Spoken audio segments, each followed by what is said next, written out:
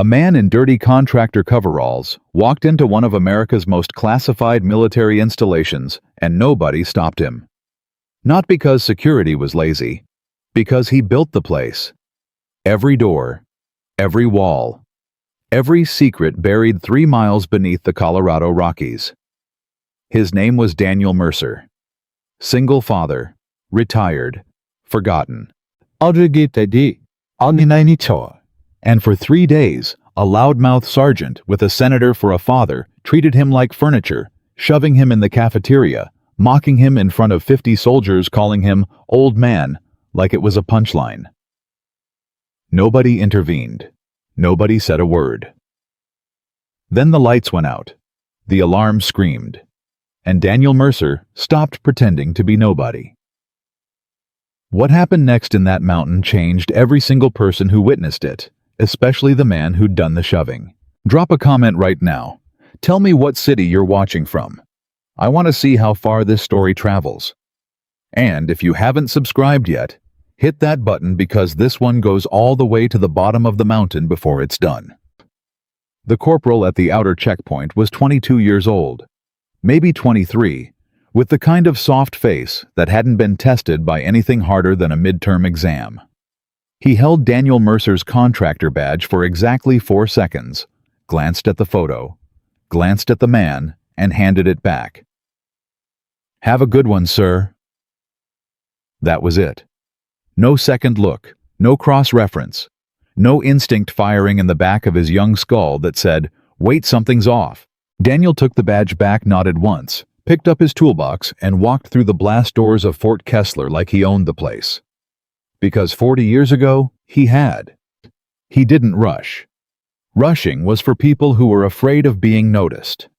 Daniel Mercer had spent the better part of 4 decades understanding that the best way to move through a space undetected was to move through it like you belonged, not arrogantly, not nervously, but with the specific, unhurried purposefulness of someone who had a job to do and intended to do it.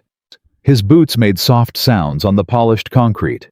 The air hit him the way it always had, recycled oxygen, machine oil, the faint mineral smell of deep rock. His lungs recognized it before his mind did.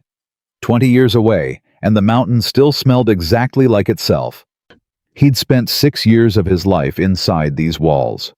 Had crawled through every access duct, pressure-tested every welded joint, argued with 3 separate generals about blast door specifications and load-bearing tolerances, and the precise metallurgical composition of the vault chamber's inner walls. Had worked 18-hour days and missed birthdays and skipped his own wedding anniversary twice because the mountain needed him more than anyone else did. And then he'd walked away. Retired. Raised his daughter alone after Sarah died. Coached soccer on Saturdays. Attended school plays. Learned how to make decent lasagna.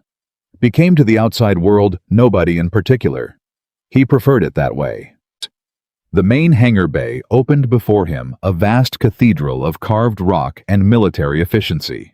Overhead lighting cast hard shadows across training equipment, parked vehicles, the organized chaos of 50 personnel moving through morning routines. Voices echoed. Boots scraped concrete.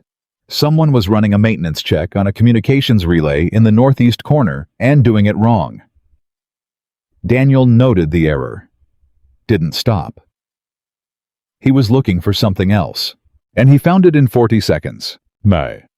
Captain Reed Holloway stood on a raised platform near the center of the bay, briefing a cluster of trainees with the confident authority of a man who had never once doubted that he was the most important person in whatever room he occupied.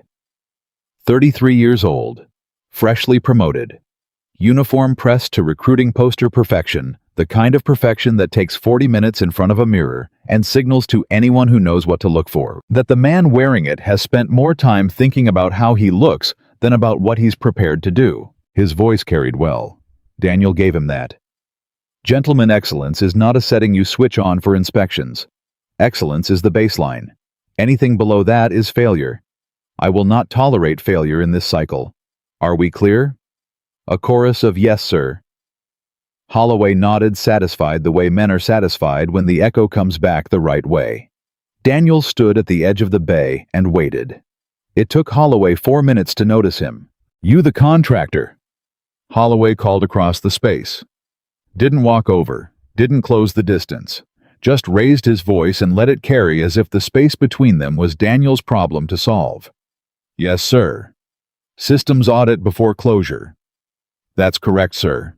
Holloway finally walked toward him. But the walk itself was a performance, unhurried, deliberate. The gait of a man doing someone a favor by giving them his attention. He stopped 6 feet away and looked Daniel over the way you look at a piece of equipment you're deciding whether to bother maintaining. "Try not to interfere with training operations. We've got a high-value cycle running. Elite candidates." He paused, added the next part with the specific weight of someone who wanted it heard. "Some of them have serious connections."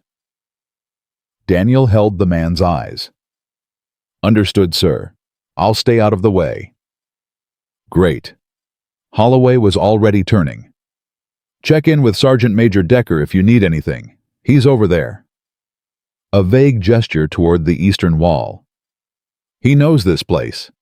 Not as well as I do, Daniel thought, but he said nothing. Holloway walked away. Daniel watched him go for exactly 2 seconds. Then he picked up his toolbox and moved along the perimeter. He heard the other voice before he saw who it belonged to. "Martinez, what the hell is that? Is that how you secure a loadout? My grandmother packed better gear, and she's been in a memory care facility for 3 years." The voice was young, early to mid-20s, but it carried the specific practiced volume of someone who had figured out early that volume could substitute for authority if you deployed it confidently enough. It bounced off the rock walls and came back amplified, filling the hangar with itself. Daniel turned his head. Staff Sergeant Brandon Cole was standing in the center of a group of 8 trainees, all of whom had arranged their faces into the careful, neutral expressions of people trying very hard not to be noticed. He was built wide through the shoulders, carried himself with his chest forward and his chin up. Not the posture of someone who'd been tested and found themselves standing, but the posture of someone who'd never been genuinely tested at all and had mistaken that fact for invincibility. His name tape was visible at 20 feet. His uniform was immaculate. His eyes, when they swept across the trainees in front of him, held the particular flatness of someone who was performing an emotion rather than feeling one. Daniel clocked him in 4 seconds, filed the information, kept moving. He found Sergeant Major Roy Decker exactly where Holloway had indicated, 57 years old. Boston Irish written into every line of his face. 32 years of service in his posture. Not stiffness, but a kind of settled weight, like a load-bearing wall that had been doing its job for so long it had forgotten it was a wall. He was supervising equipment inventory with the focused, quiet competence of a man who had long ago stopped needing anyone to tell him what needed to be done. "Sergeant Major," Daniel said. "Daniel Mercer, Systems Contractor Final Closure Audit." Decker turned, and something happened in his face. It was fast, a fraction of a second, the kind of thing you'd miss if you weren't specifically trained to watch for it. Not recognition exactly. Something quieter and stranger. Like a man hearing a piece of music he once knew and can no longer name but can still feel. Then it was gone. "You'll need escort to secure areas, sir. Regulations." "Of course. Lead the way when you're ready." Decker studied him, not rudely, carefully. The way a man studies something he wants to be sure he's seeing correctly. "You've been here before." It wasn't quite a question. "Long time ago," Daniel said. "Different lifetime." "Must have been some lifetime." It was. A pause between them. Across the hangar, Cole's voice rose again. Something about situational awareness and how some people were born with it, and some people were simply wasting everyone's time. Decker's jaw tightened, almost imperceptibly. "You'll want to stay clear of that one. Senator's son. Thinks his father's name is a tactical asset." "I've met the type." "I imagine you have." Decker's tone shifted by a fraction, subtle enough that anyone else would have missed it. But Daniel heard it. "I imagine you have said something about what Decker thought he was looking at, even if he couldn't yet put language to it." 20 minutes. Meet me at the east checkpoint." "Thank you, Sergeant Major." "Why?" Daniel walked toward the eastern corridor. His feet found the path without thought muscle memory from 2 decades ago, routing him through junctions and turns that he'd walked 1,000 times in another version of his life. No hesitation. No consultation with the facility map he'd been given at the gate. He didn't need the map. He'd drawn the original. The legacy systems room was exactly as he'd left it. Climate-controlled, quiet. Banks of analog computer systems from 1984 that modern technicians treated the way archaeologists treat pottery fragments, with curiosity and limited comprehension. Magnetic tape drives behind protective glass. DOS terminals with green-on-black displays that nobody under 40 could operate without a manual. Daniel could operate them without thinking. He'd written the operating protocols. A young woman sat at the primary terminal, her attention fixed on scrolling data with the focused intensity of someone who had found something wrong and couldn't convince anyone to care. She was slight precise in her movements, with the kind of stillness that comes from being very good at sitting very still while your mind runs at full speed. Her name tape read OK for. She looked up when he entered. "Sir, this is a restricted area. Do you have—" "Sergeant Major Decker is escorting me. Close your audit."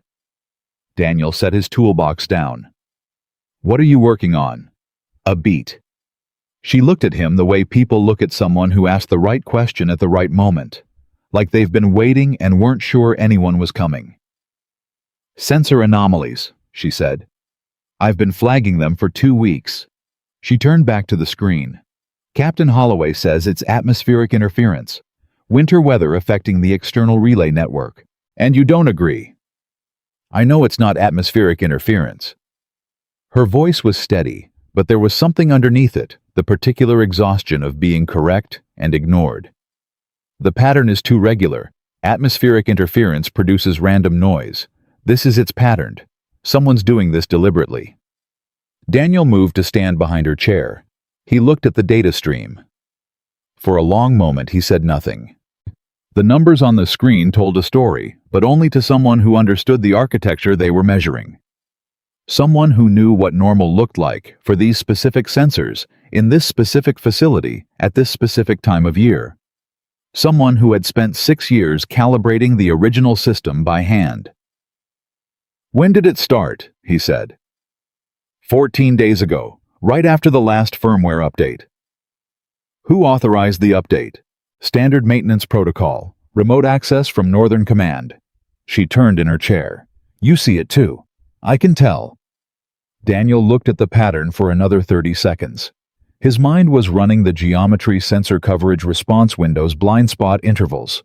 Someone was mapping the facility's defensive network from the outside.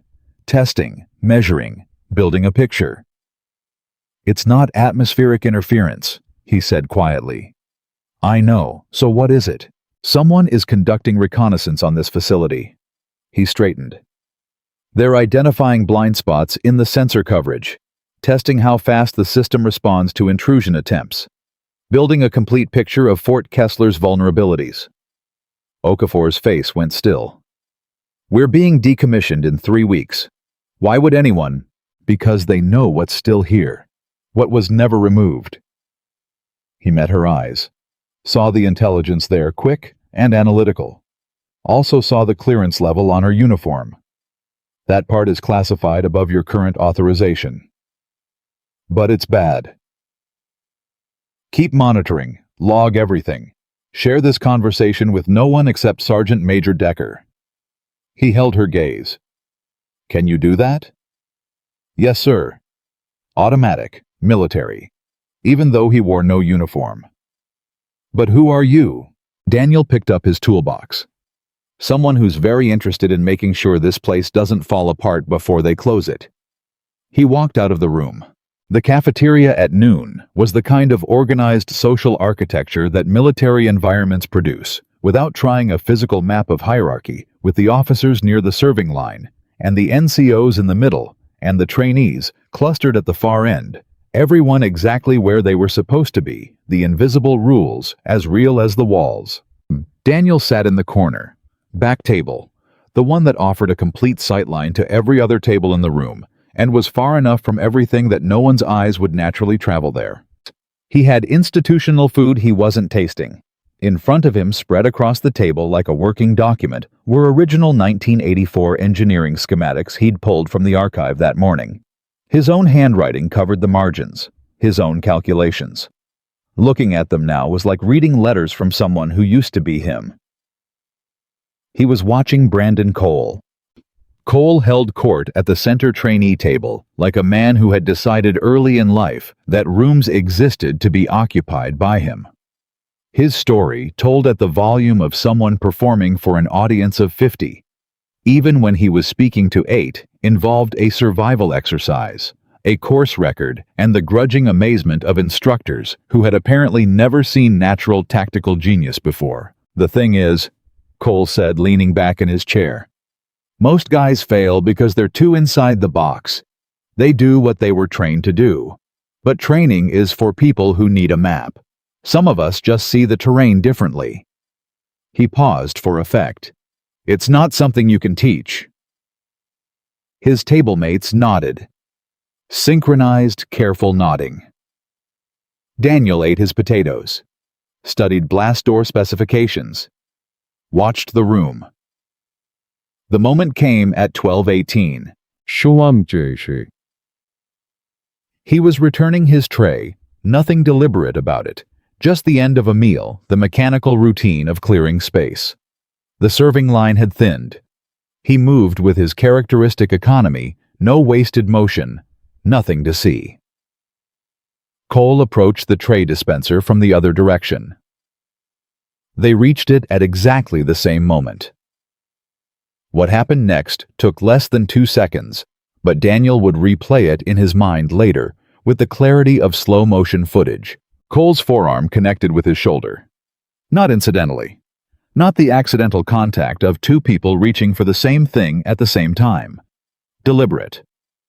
The specific practiced impact of someone who was used to people stepping aside for them and used the force of his body to communicate that expectation when it wasn't met organically.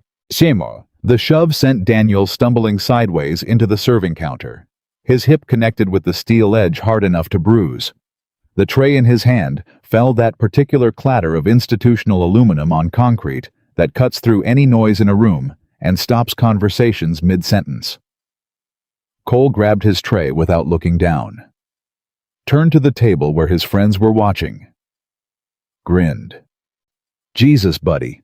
Said it loud enough to carry. Said it for the room. Maybe they should put a warning label on combat facilities not suitable for civilians. "You doing okay, old-timer? Need me to find you a chair?" Laughter. It moved through the room in a wave. Cole's friends first, then the people adjacent to them who understood that this was the kind of moment where you either performed the right response or became the next target. Daniel stood where he'd caught himself against the counter. He stood completely, absolutely still. He did not look at Cole. He did not look at the laughing table. He did not look at the witnesses, frozen around the cafeteria. And there were witnesses everywhere. He'd counted them in his first scan of the room when he'd sat down, had noted the positions and the sight lines, the way he noted everything in every room he entered. His face showed nothing. Not anger, not humiliation, not the flinch of someone caught off guard. Not even the faint muscular shift of acknowledgement, the micro-expression that would have told anyone watching that he'd registered what had just been done to him. Nothing. He bent, picked up the tray, placed it on the stack with the precise, unhurried movement of a man completing a task, walked back to his corner table, sat down, pulled the blueprints toward him. Resumed reading. The only tell. The only thing that would have meant anything to someone who was specifically watching for it was his right hand when it reached for his coffee cup. It trembled, just slightly, just for a moment, before he set the cup down and placed both palms flat on the blueprints in front of him and held them there still until the trembling stopped. 58 years old, and it still cost him something. It always cost something. He'd just learned a long time ago how to pay without showing the bill. Across the room, Specialist Jamie Okafor, sat with her tray forgotten in front of her. She'd been watching Daniel since he'd walked into the cafeteria, trying to understand what she was looking at after their conversation in the legacy systems room. And she'd seen all of it. Every second. She wanted to say something. The moment had moved too fast.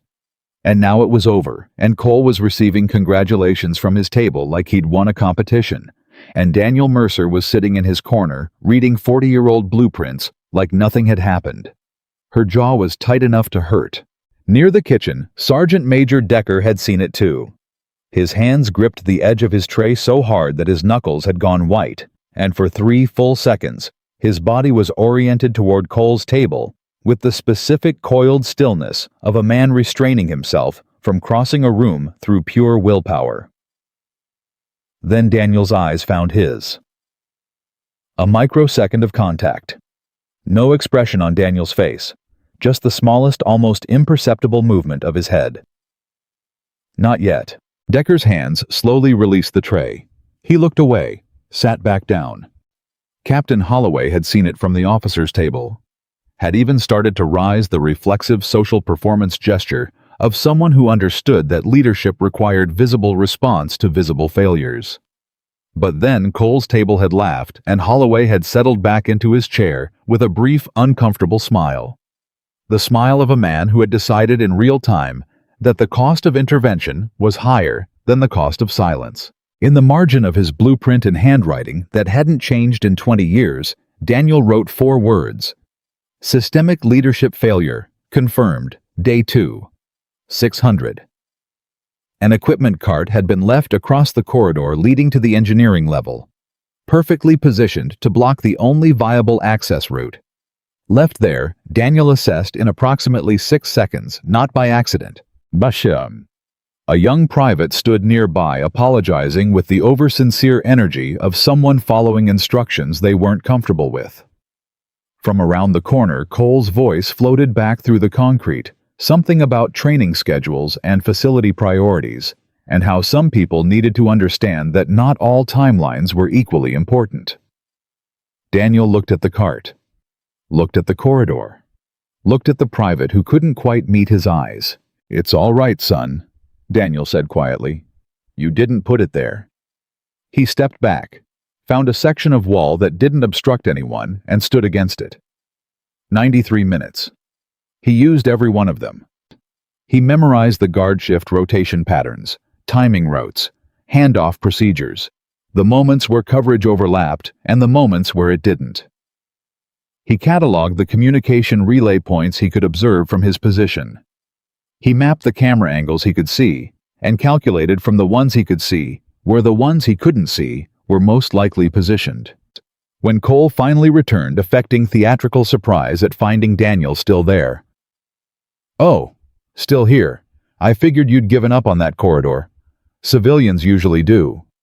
Daniel walked past him without a word, without a glance, as if the man were a piece of furniture in a room he was moving through.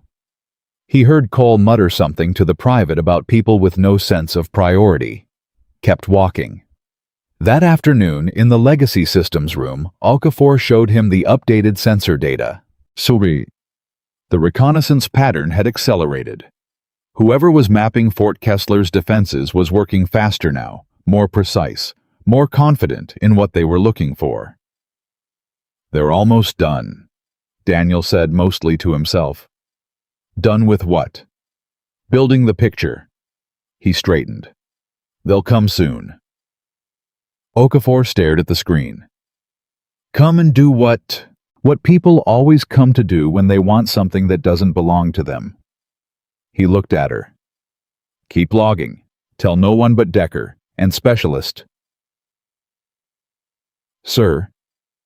Whatever happens in the next few days, stay close to the legacy systems. You understand this facility better than anyone else here. That's going to matter." She held his gaze for a moment. "You know what's in Vault 7, don't you?" It wasn't a question. Daniel picked up his toolbox. "Log everything," he said, and walked out. Day 3. 700 formation. The entire training cycle assembled in the main hangar bay. Daniel was on his knees near the command center cleaning a floor access panel with the deliberate, invisible efficiency of someone doing exactly what his coveralls said he was doing and nothing else. Personnel walked past him mid-sentence without breaking stride. Somebody stepped around his toolbox with a muttered, "Excuse me," that wasn't really aimed at anyone. He was furniture. He was backdrop. He was the civilian contractor you forget is there because he's always exactly where he's supposed to be and never makes himself a reason to look twice. Perfect. Holloway finished his remarks about excellence. Dismissed the formation. Cole's voice rose before the echo had died. "Hey, anybody seen that contractor guy? The dad bod with the toolbox?" He said it loud. Said it cheerfully. Said it the way people say things they know will get a laugh, because they've already got the laugh lined up before the sentence is finished. "Heard he was down on level 3 yesterday measuring blast doors. What's he gonna do, redecorate before they lock this place up? Put in some curtains, maybe a reading nook." Laughter from his group. The specific sharp laughter of people who are enjoying something at someone else's expense. "I'm just saying." Cole spread his hands. "Some guys wander into places they don't belong and don't even know enough to be embarrassed about it. No offense to the cleaning staff. I'm sure he's great at whatever it is cleaning guys do." More laughter. Decker's clipboard bent. Daniel's hand wrapped around his cleaning brush went still. He breathed in, breathed out, set the brush in the bucket with careful precision. He looked up, not at Cole, not at Decker. At the ceiling. At 2 miles of rock above him that he had spent 6 years making into something that would outlast everyone in this room. Then he picked up his bucket and walked away. He didn't write anything in the margin of a service report this time. He didn't need to. He already knew what the next 24 hours were going to look like. He'd been running the calculations for 3 days. That night at 02:15, Daniel sat alone in the archives. Paper. Dust. The smell of sealed decades. The specific quiet of a room where important things had been put away and not thought about for a very long time. He'd pulled 3 folders. His own handwriting on all of them. Vault 7 level specifications. National Command Authority Codes, 1962 to 1987. Protocol Anchor Final Failsafe Authorization. He spread the papers on the table and read them in the light of a single desk lamp, the way you read letters from someone you've been missing. The launch codes in Vault 7 had never been deactivated. Everyone believed they had been. It was the officially recorded fact, the comfortable story that got told when the Soviet Union fell, and people needed to believe that certain dangers had passed. But Daniel had been the one to oversee the decommissioning process. Had been the one to write the technical assessment that said deactivated in the column where destroyed should have been. 47 ICBM silos. Kazakhstan. Ukraine. Dormant, but not dead. Waiting for codes that officially no longer existed. Those codes were in Vault 7, 3 miles below where he was sitting. He stared at the Protocol Anchor folder for a long time. Thought about the argument 6 months of it back in 1987 with a commanding officer who believed that some things were too dangerous to survive capture. If the vault falls, Daniel, it needs to fall completely. No half measures. Build it so that if everything else fails, nothing remains for the enemy to use. He'd built it. Had never told anyone outside that room how to activate it. Had spent 20 years hoping he'd never have to think about it again. He closed the folder, looked at his own hands, the hands that had drawn every line in every blueprint in this building. Older now. A little stiff in the cold. His daughter was asleep upstairs in the contractor quarters. 17 years old. Her mother's face, his father's eyes. He thought about the soccer games, the lasagna, the parent-teacher conferences. Then he thought about what was in Vault 7. He put the folders back, locked the cabinet, walked back through the empty corridors to the contractor quarters. He did not sleep. The sensor pattern had accelerated twice more before dawn. By 0600 on day 4, Daniel had completed every calculation he needed to complete. By 0700, he knew approximately when they were coming. By 1200, he had positioned himself in the cafeteria with a tray of food he wasn't eating, within clear sightlines to the tactical display screens within hearing distance of the command center, radio relay, and with a clear path to every corridor he would need. He sat in his corner, ate his food, watched the room. Cole was at the center table again, talking about himself again. The same performance, the same audience, the same laugh track. At 12:47, Okafor caught his eye across the room. Her face was carefully neutral, but her hand tapped the table twice the signal they'd established the day before. The pattern had accelerated again. Daniel set down his fork, folded his hands on the table. Waited. At 18:47, the alarms told him he was right. The klaxon that filled Fort Kessler at 18:47 on a cold November evening was not the drill alarm. Everyone in the facility knew the difference the moment they heard it. Drills had a particular quality, a contained almost apologetic sound, as if the alarm itself knew it was performing. This was something else. This was the alarm that had been installed in 1984 with the specific hope that it would never be used. The alarm that said this is real. Intruder alert. Perimeter breach. Sector 7 North. 8 contacts. Military-grade equipment. Thermal shielding. Professional movement discipline. And somewhere in the mountain, in a corner table in a cafeteria surrounded by 40-year-old blueprints that only one person in the building could read, a man who had been waiting for 3 days set down his coffee cup, pushed back his chair, and stood up. He didn't hurry. He didn't need to. He already knew exactly what came next. The alarm didn't stop. It kept going, that flat mechanical scream cutting through every corridor, every room, every carefully maintained routine in Fort Kessler, and for the first 4 seconds after it started, nobody moved. Not because they were trained to freeze. Because the human brain, when it encounters something it has categorized as impossible, takes a moment to reclassify. This was the real alarm. Nobody had heard the real alarm outside of a simulation in 40 years. Captain Reed Holloway was the first one to find his voice. He was standing near the tactical screens when they flickered to life, showing the external perimeter overlay in green and red, and his voice came out 3 registers higher than his usual command tone. This has to be a malfunction. We're in the middle of nowhere. We're not even operational anymore. We're under attack. Every head in the cafeteria turned. Daniel Mercer was standing. That was the first thing people noticed, not what he said, but the fact that he was standing and the way he was standing. Something had changed in him between the moment the alarm sounded and the moment he pushed back his chair and came to his feet. The contractor coveralls were the same. The weathered face was the same. But the man inside them was not the same man who had been eating institutional food in a corner table 30 seconds ago. He wasn't performing command presence. He simply had it. The way a loaded weapon simply has weight. Sergeant Major Decker, secure all non-essential personnel to barracks level. Captain Holloway, initiate lockdown and contact Northern Command. Now. Holloway's face went through 6 expressions in 2 seconds. He landed on outrage. Who the hell do you think you are? You're a contractor. You don't give orders in my... The lights died. Not flickered.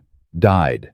Complete and total from one breath to the next, as if someone had reached up and pulled the sun out of the sky. 3 seconds of absolute darkness. No emergency lighting, no backup systems, nothing.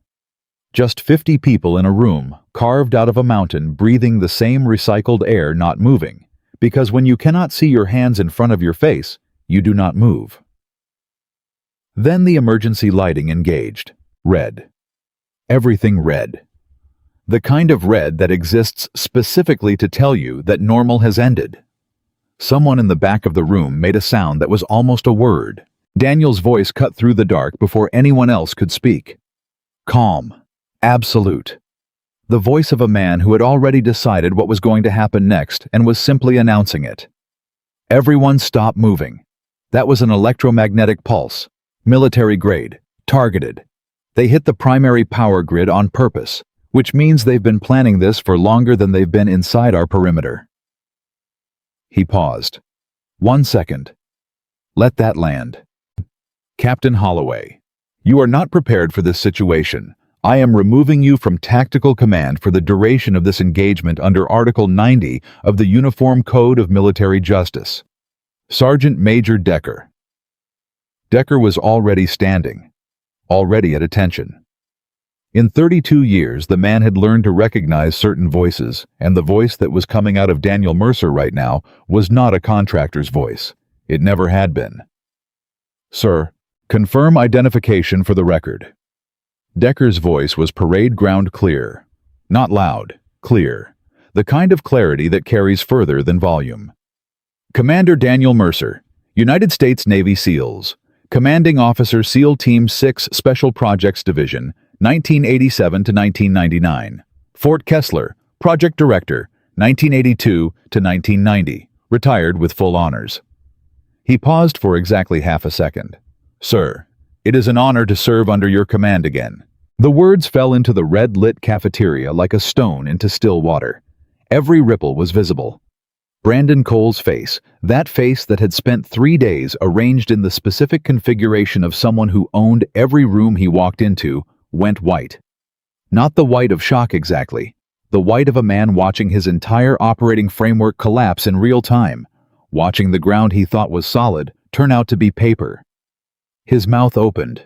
Nothing came out. Water specialist Okafor's hand had already moved to her sidearm.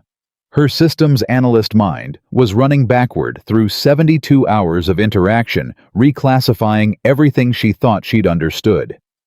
The questions he'd asked, the things he'd known, the way he'd looked at the sensor data and understood it before she'd finished explaining. Her hand on the weapon was steady. Her eyes were not afraid. They were calculating. And Corporal Hector Vega, standing near the east wall, did not look surprised.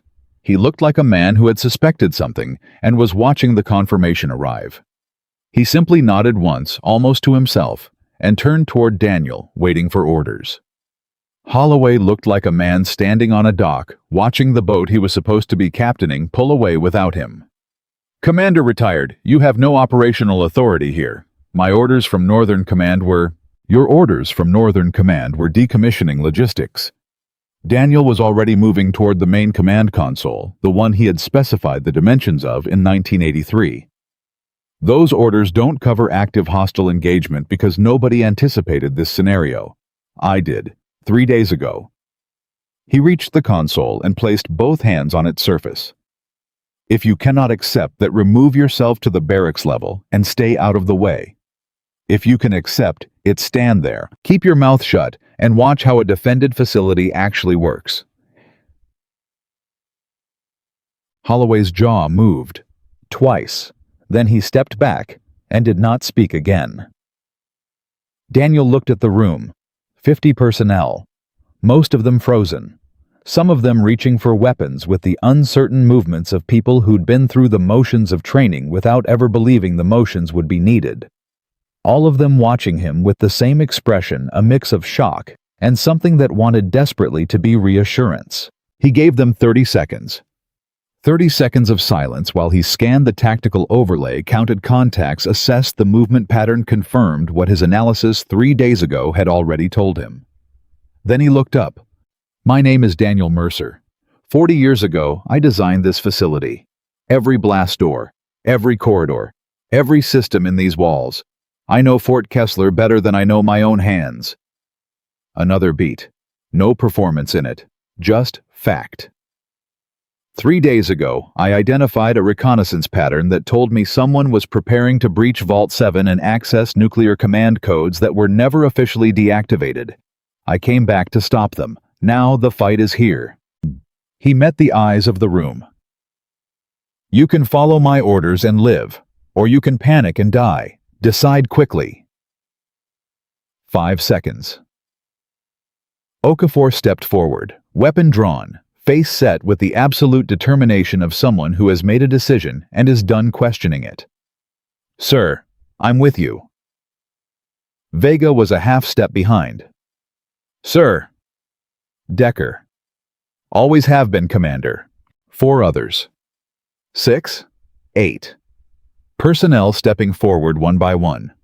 Some because they understood what they were stepping toward. Some because command presence is a real thing, and it was filling the room right now. Some because blind forward motion was better than standing still when everything was red and the alarms hadn't stopped. At the back of the room, Brandon Cole stood alone. Yeah, he was the last one, and he knew it. He could feel the gap behind him, the empty space between himself and the wall that said, "This is where you ended up. This is what your 3 days of performance bought you." Daniel's eyes found him across the room. Held him there. No anger. No satisfaction. No "I told you so." Just assessment. Clean and complete and utterly without mercy, the way a scalpel is without mercy, not cruel, simply precise. Cole straightened. It cost him something, that straightening. You could see it cost him. "Sir." His voice was barely above a whisper. "I'm with you." "Good." Daniel turned back to the tactical display. "Because I'm going to need everyone." "Why?" The tactical overlay showed 8 contacts moving through the outer perimeter with professional efficiency. They'd breached the level 2 blast door with thermite, the specific signature of people who knew exactly what kind of door they were cutting through and had brought exactly the right equipment to cut through it. Not mercenaries. Not opportunists. Trained operators running a mission someone had spent significant time and resources planning. Daniel studied their movement pattern for 15 seconds. "They know the facility layout," he said. Decker moved to stand beside him. "Sold or stolen. Either way, they have the original blueprints." He pulled up a schematic overlay, a second layer beneath the official facility map, one that showed systems that didn't appear in any current documentation. But they don't have all of them. Okafor leaned in, looking at the overlay. Her eyes widened. "What is that? Those corridors aren't in any map I've seen." "Because I never submitted them to official records." Daniel began routing control functions to his terminal, with the confident, unhurried precision of a man operating equipment he designed himself. Override authorization, Mercer 77 Tango Whiskey. The system hesitated for exactly 1 second, checking a code against files that were 40 years old. Then, every screen in the command center flickered, and control transferred to Daniel's station. "What you're looking at is the real Fort Kessler," he said. "The one underneath the official one. The one I built for situations exactly like this." Okafor stared at the screen. "How many people know this exists?" "Right now." Daniel looked at her. "Everyone in this room." Bao. He started issuing assignments. Decker to tactical coordination, pulling the 6 personnel with confirmed combat experience and positioning them at choke points the hostile team didn't know existed. Okafor to the legacy systems terminal with specific instructions to access protocols that weren't in any manual she'd ever read, because he'd never written them down. The remaining personnel to positions throughout the facility, not to engage, but to serve as his eyes, feeding information back to the command center through radio relays that ran on analog frequencies immune to the electromagnetic pulse. He worked fast, not rushed, fast. There was a difference, and every person in that room could feel it, the difference between urgency born from panic and urgency born from complete, total understanding of exactly what was happening and what needed to happen next. Then he turned to Cole. Cole was standing to the side, holding his rifle with the careful posture of someone who had just realized for the first time in his life that he might actually need it. His face had lost the construction of confidence he'd been wearing for 3 days. What was underneath was younger and less certain, and Daniel thought considerably more real. "Cole." Cole snapped to. "Sir?" "Level 3, Junction 7. There's a manual blast door override. A wheel valve, red paint, looks like it hasn't been touched since the Cold War. Take Vega and Specialist Torres. He held Cole's eyes. Turn it clockwise. 30 full rotations. Do not stop for any reason until you hit 30. Can you do that? Cole glanced at the tactical overlay, looked back at Daniel. That's deep in the facility. If they're already past level 2, then you need to move quickly. Shouldn't someone with more experience? Cole stopped himself, heard himself, closed his mouth. Daniel waited. 1 second. 2. I'm a soldier, Cole said, quietly, like he was reminding himself. I'll do it. Then move. Cole grabbed his rifle and turned toward the exit. Vega fell in behind him without a word. Torres was a step behind Vega. As they disappeared into the red-lit corridor, Decker appeared at Daniel's shoulder. His voice was low. You sure about sending him? Kid's never been under real pressure. No, Daniel said. But there are only 2 ways to find out if someone can handle pressure. Send them in, or don't. He watched the corridor entrance where Cole had disappeared. If he breaks, we find out now. Better now than halfway through a firefight. Decker was quiet for a moment. And if he doesn't break, then maybe there's something worth salvaging. The tactical display updated. The hostile team had paused their advance, setting up equipment, probably cutting gear for the next blast door. Daniel looked at the timer on his screen, calculated the approach rate against the distance to Vault 7 against the time Cole would need to seal the corridor junction. The math was tight. He pulled up a second interface, started initiating systems that hadn't been active in 20 years. The facility's HVAC grid. The atmospheric control relays the sensor network that the hostile team was currently mapping and believed they understood. They didn't understand it. They had the official version. Okafor, he said. Pull up the ghost protocols. Subsystem 7 Delta. They're not in the standard database. She was already typing. Found them. Commander, there are protocols here that aren't indexed anywhere. These don't exist in any system I've ever accessed, because I removed them from the index in 1988. He leaned over her shoulder, looked at the screen, began entering a command sequence from memory. 40 years. He hadn't thought about this sequence in 40 years. His fingers found the keys without searching. What you're looking at is the facility's hidden nervous system. The hostile team thinks they've mapped Fort Kessler. They've mapped the surface. What they don't know is that the surface is a shell. Okafor stared at him. You built a trap. I built a fortress. He straightened. The trap is just what happens when someone tries to take it. The radio crackled. Cole's voice, strained but steady. Sir, we're at Junction 7. The valve it looks like it hasn't moved since the facility was built. It hasn't, Daniel said. But it works. Put your weight into it. A pause. The sound of effort carrying through the radio, Cole and Vega throwing themselves against a mechanism that hadn't moved in 40 years. The groan of metal fighting back the scrape of boots on concrete. Then a different sound. Deep. Mechanical. The sound of something massive and old and precisely engineered beginning to wake up. It's moving, Cole said. His voice had changed. Something in it that hadn't been there before. It's moving, sir. Counting 1 rotation, 2. Keep counting. Don't stop. Daniel turned back to the tactical display. The hostile team was advancing again. Past level 2, moving into the transition corridor. Right toward the junction, Cole was sealing. He watched the distance close. Watched Cole's radio feed counting rotations. 14. 15. 16. The hostiles were 60 meters from Junction 7.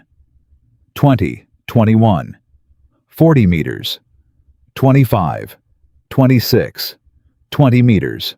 28. Cole's voice ragged now. 29. Don't stop. 30. The mechanism locked. The sound of it carried through the facility's walls a deep resonant clang that you felt in your chest more than heard with your ears. And then, from the tactical display, Daniel watched the hostile team's formation stop. Because the blast door that should not have existed, the blast door that appeared on no schematic they had purchased, planned around, or anticipated, had just sealed the corridor in front of them. Daniel keyed the radio. "Well done. Return to command center." A pause on Cole's end. Then, "Yes, sir." Decker let out a breath. Not relief exactly. The specific exhale of a man who had been holding something carefully and could now set it down for a moment. "Phase 1 complete," Daniel said. He pulled up the next interface. "Now we make them uncomfortable." The HVAC reroute took 90 seconds to execute. Throughout levels 2, 3, and 4, oxygen circulation began to shift gradually, carefully. Not enough to cause immediate distress, but enough to make every breath feel slightly harder enough to put a clock on the portable oxygen systems the hostile team was undoubtedly carrying. On the tactical display, he watched their formation adjust, instruments being checked, communication increasing, and then, as he'd predicted, the switch to portable oxygen. "They have 20 minutes on those tanks under stress," he told Decker. "Less if they're pushing hard. We've just turned their timeline into a liability." Decker studied the display. "You anticipated this, all of it. That's why you came back. I anticipated an attempt. The specifics..." Daniel paused. "The specifics told me something else." He pulled up the sensor log Okafor had been maintaining for 2 weeks. The reconnaissance pattern, the specific blind spots being probed, the precise timing of each test. "This isn't a foreign intelligence operation," he said quietly. "The pattern is too personal, too specific. Whoever is running this team didn't just want the codes. They wanted this facility, this vault, this exact location." He traced the pattern on the screen. "This is someone who has been thinking about Fort Kessler for a very long time." Okafor looked up from her terminal. "How long?" Before Daniel could answer, the command center radio crackled with a new voice. Male, accented, cultured. The voice of a man who had prepared what he was going to say and was choosing each word with the deliberate care of someone who understood that words in certain moments were weapons. "Commander Daniel Mercer, I know you are listening. Your defensive measures are impressive. The blast door at Junction 7 was particularly elegant. It does not appear on any document my people acquired. You designed it specifically to surprise us. I appreciate the craftsmanship." Daniel picked up the handset. His face showed nothing. "Identify yourself." "Colonel Mikhail Voronov, GRU Special Operations Directorate." A pause. "I believe you know why I am here." The name hit Daniel the way a name can hit you when you've been carrying the weight of it for a long time, without quite naming it, like recognition, arriving after a delay, settling into a space that had been waiting for it. His hand on the handset tightened by a fraction. His face did not change. "The GRU has no operational authority on American soil," he said. "You're conducting an illegal military action in a classified facility. Stand down and withdraw." "I am conducting a personal matter," Voronov said. "Your husband, your commanding officer, Colonel James Mercer. He killed my younger brother in Beirut. October 1983. My brother Dmitri was 24 years old." The command center went silent. Not the silence of shock this time. The silence of people understanding in real time that this conversation was happening on a level none of them had access to. That whatever was being said was between two people carrying history they hadn't been there for. Daniel held the handset steady. "Your brother was GRU intelligence. Active operations. My brother was 24 years old, and he was trying to deliver information. He had intelligence about the bombing. He was trying to prevent it." Voronov's voice carried something beneath the composure. Something that had been waiting 40 years for this conversation. "Your Colonel Mercer saw a Russian. He did not wait for an explanation. My brother died screaming that he had information, and your colonel shot him anyway. That's not what happened. I have spent 40 years confirming what happened. You've spent 40 years being told what happened by people who weren't there. Daniel's voice was steady, careful. The voice of a man who understood that what he said in the next 30 seconds could determine everything. Your brother was coordinating the attack.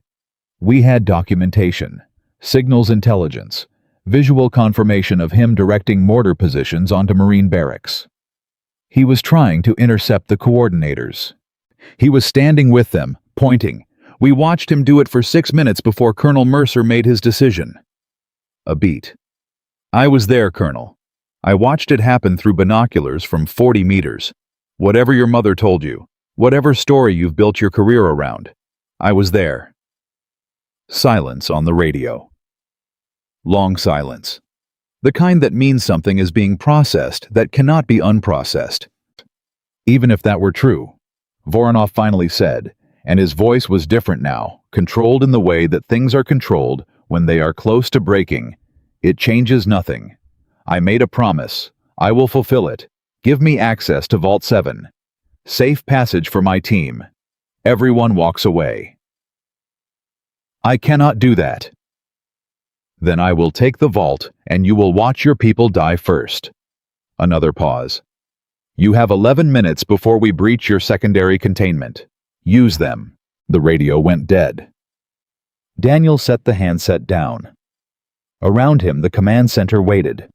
Every eye on him. Waiting for something, fear, uncertainty, the crack in the facade that would tell them they were in real trouble. He showed them none of those things. Okafor, he said. How's your sensor log? She blinked. Recalibrated. Updated in real time, sir. Everything since day one. Good.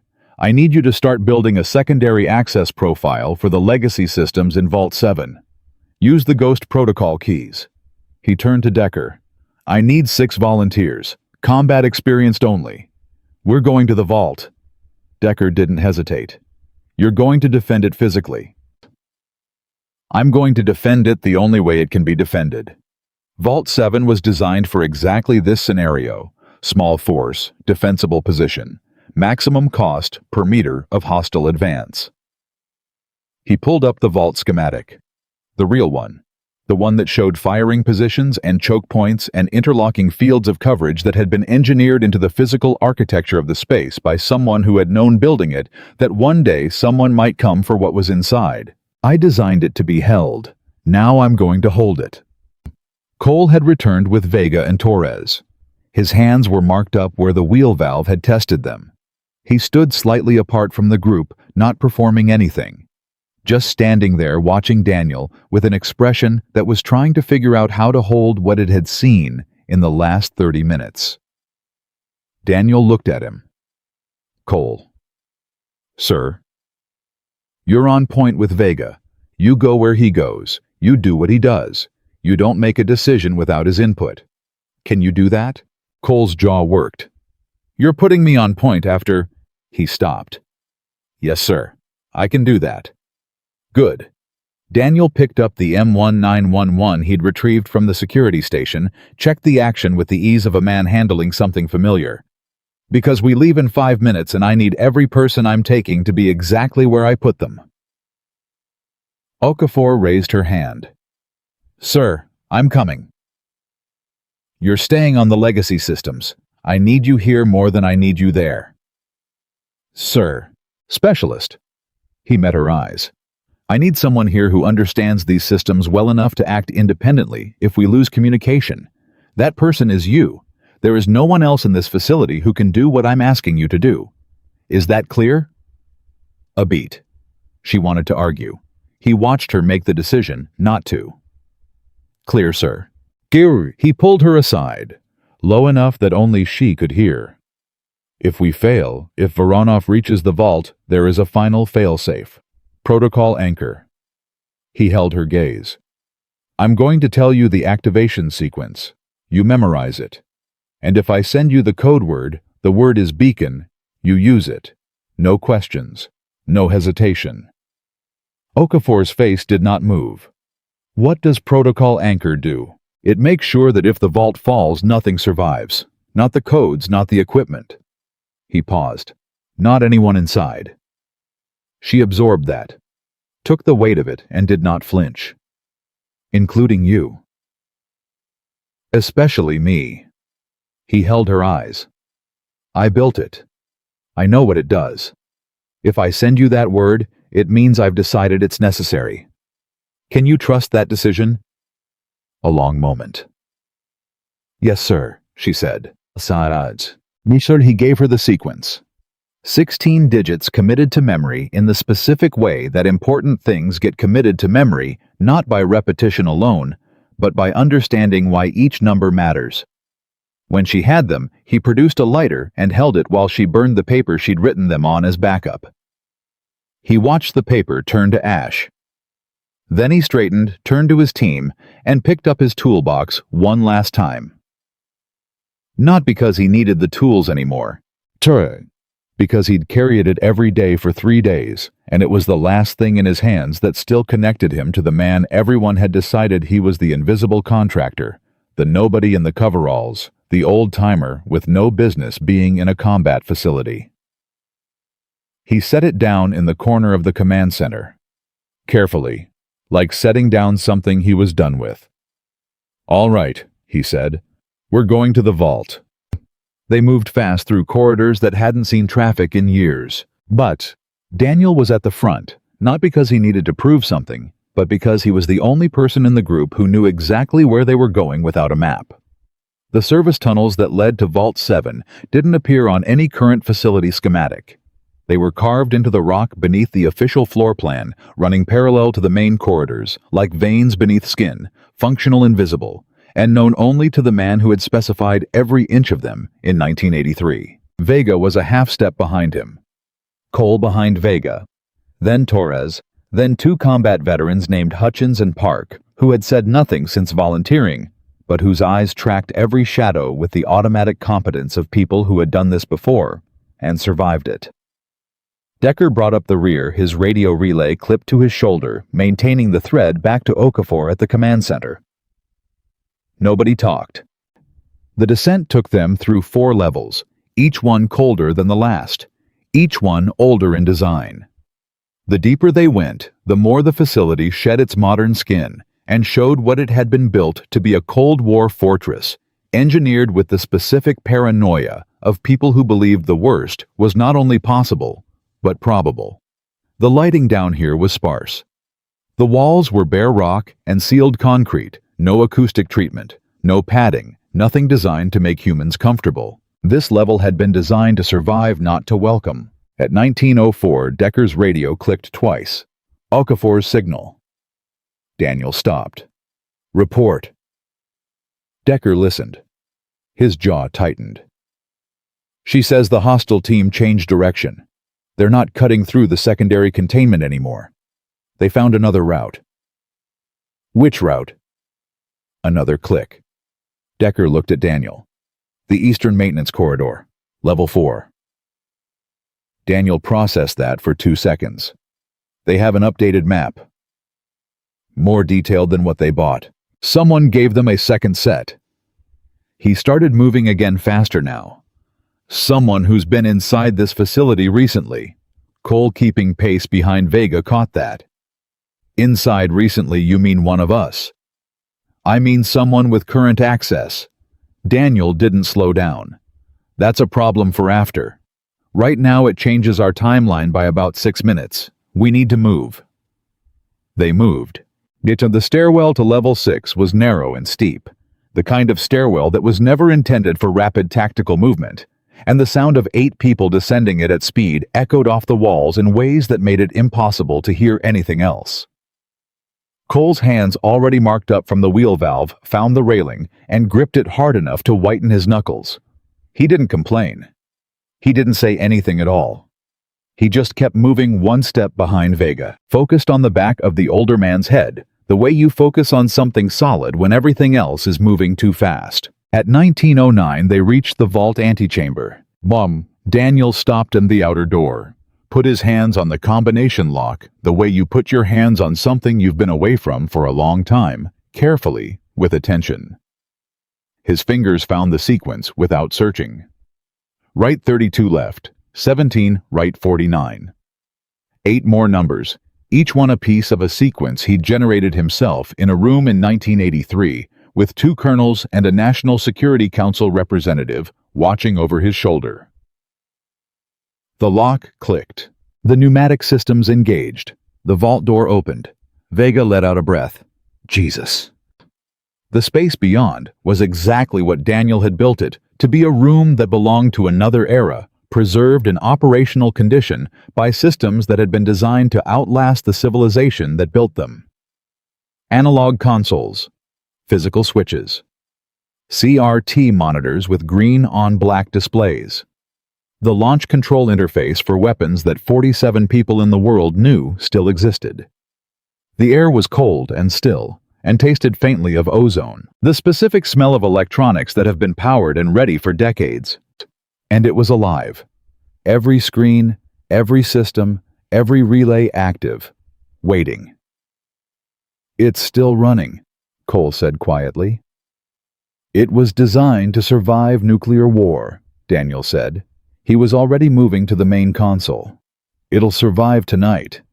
He started activating secondary systems, pulling up the facility's internal sensor network from a terminal that had direct hardwire connection to every monitoring point in the building. No wireless, no relay that could be jammed or interrupted, pure copper wire running through sealed conduits in the rock. On his screen, he could see the hostile team's position updating in real time. They were close. Closer than the 6-minute estimate. Decker. He didn't look up. Position your team. Left firing position Hutchins and Torres. Right Park and Vega. He paused. Cole, you're with me at the center barrier. Cole blinked. Sir, Vega should. Vega is exactly where I need him. So are you. Daniel finally looked at him. You're not decoration, Cole. I put you where I put you because it's where you need to be. Do you understand? A beat. Cole's face showed the specific discomfort of a man who is being trusted in a way he hasn't yet decided he deserves. Yes, sir.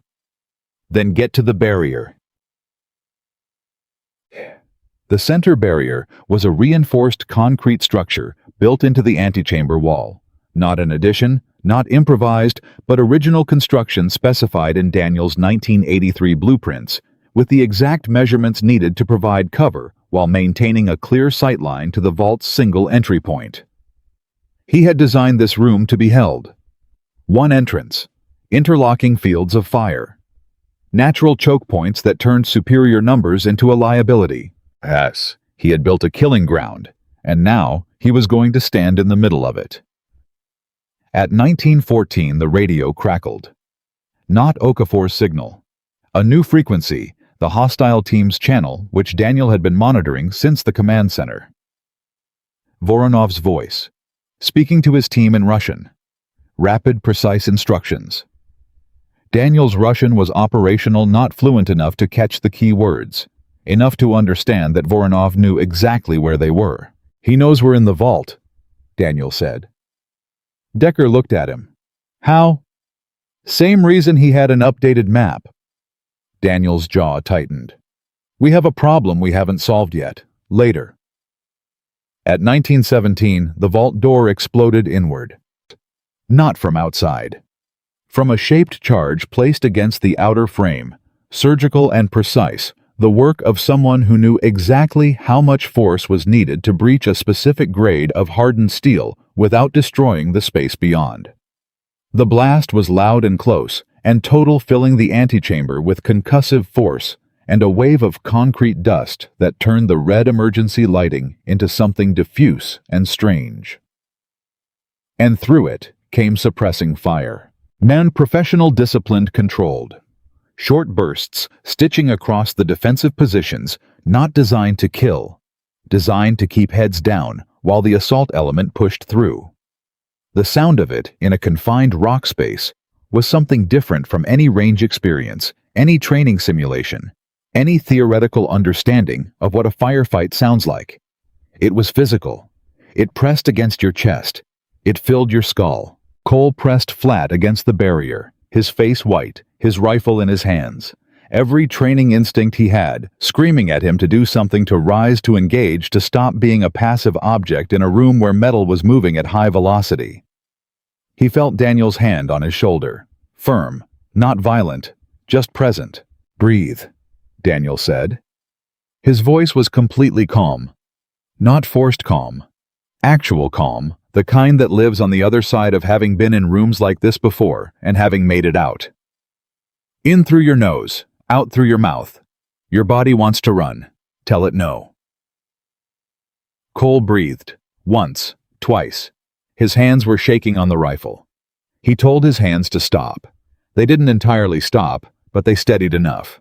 "When I say mark," Daniel said, "you rise, you acquire the nearest target, you fire twice. Center mass, just like training. Can you do that?" "Yes, sir." "Good." Daniel raised his M1911 above the barrier level, not exposing himself, reading the muzzle flash patterns in the dust-filled air. 3 shooters visible in the doorway, a 4th setting up to the left. Voronov's team was using proper bounding cover technique, one element engaging, while another advanced. Textbook. Expensive training. Mark. Daniel rose in a single smooth motion. No hesitation, no extra movement, nothing wasted. He acquired the lead element and fired twice. Both rounds found the gap between body armor and helmet, the throat exposed for a fraction of a second in the specific posture of someone advancing through a breach while shooting. The man went down. Cole rose a beat behind him. His first shot went wide. His second hit armor. No penetration, but the impact forced the target backward, disrupting the advance. Daniel pulled him down as return fire raked their position. "You hit him," Daniel said. "I hit his armor. He's not." "You hit him. He moved. That's what we needed." Daniel was already reading the updated pattern. "Again, on my mark. This time exhale as you squeeze. Let the breath do the work." The antechamber filled with the specific sustained chaos of a close-quarters defensive engagement. Short exchanges, movement behind cover, the sound of spent brass on concrete radio traffic in 2 languages cutting through the noise. Hutchins took a graze across her forearm that bled freely and didn't slow her down. Park was running low on ammunition and communicating it to Decker in the flat, uninflected tone of someone reporting a logistics fact rather than a crisis. Daniel was tracking everything simultaneously. His own firing position. Cole's improving accuracy.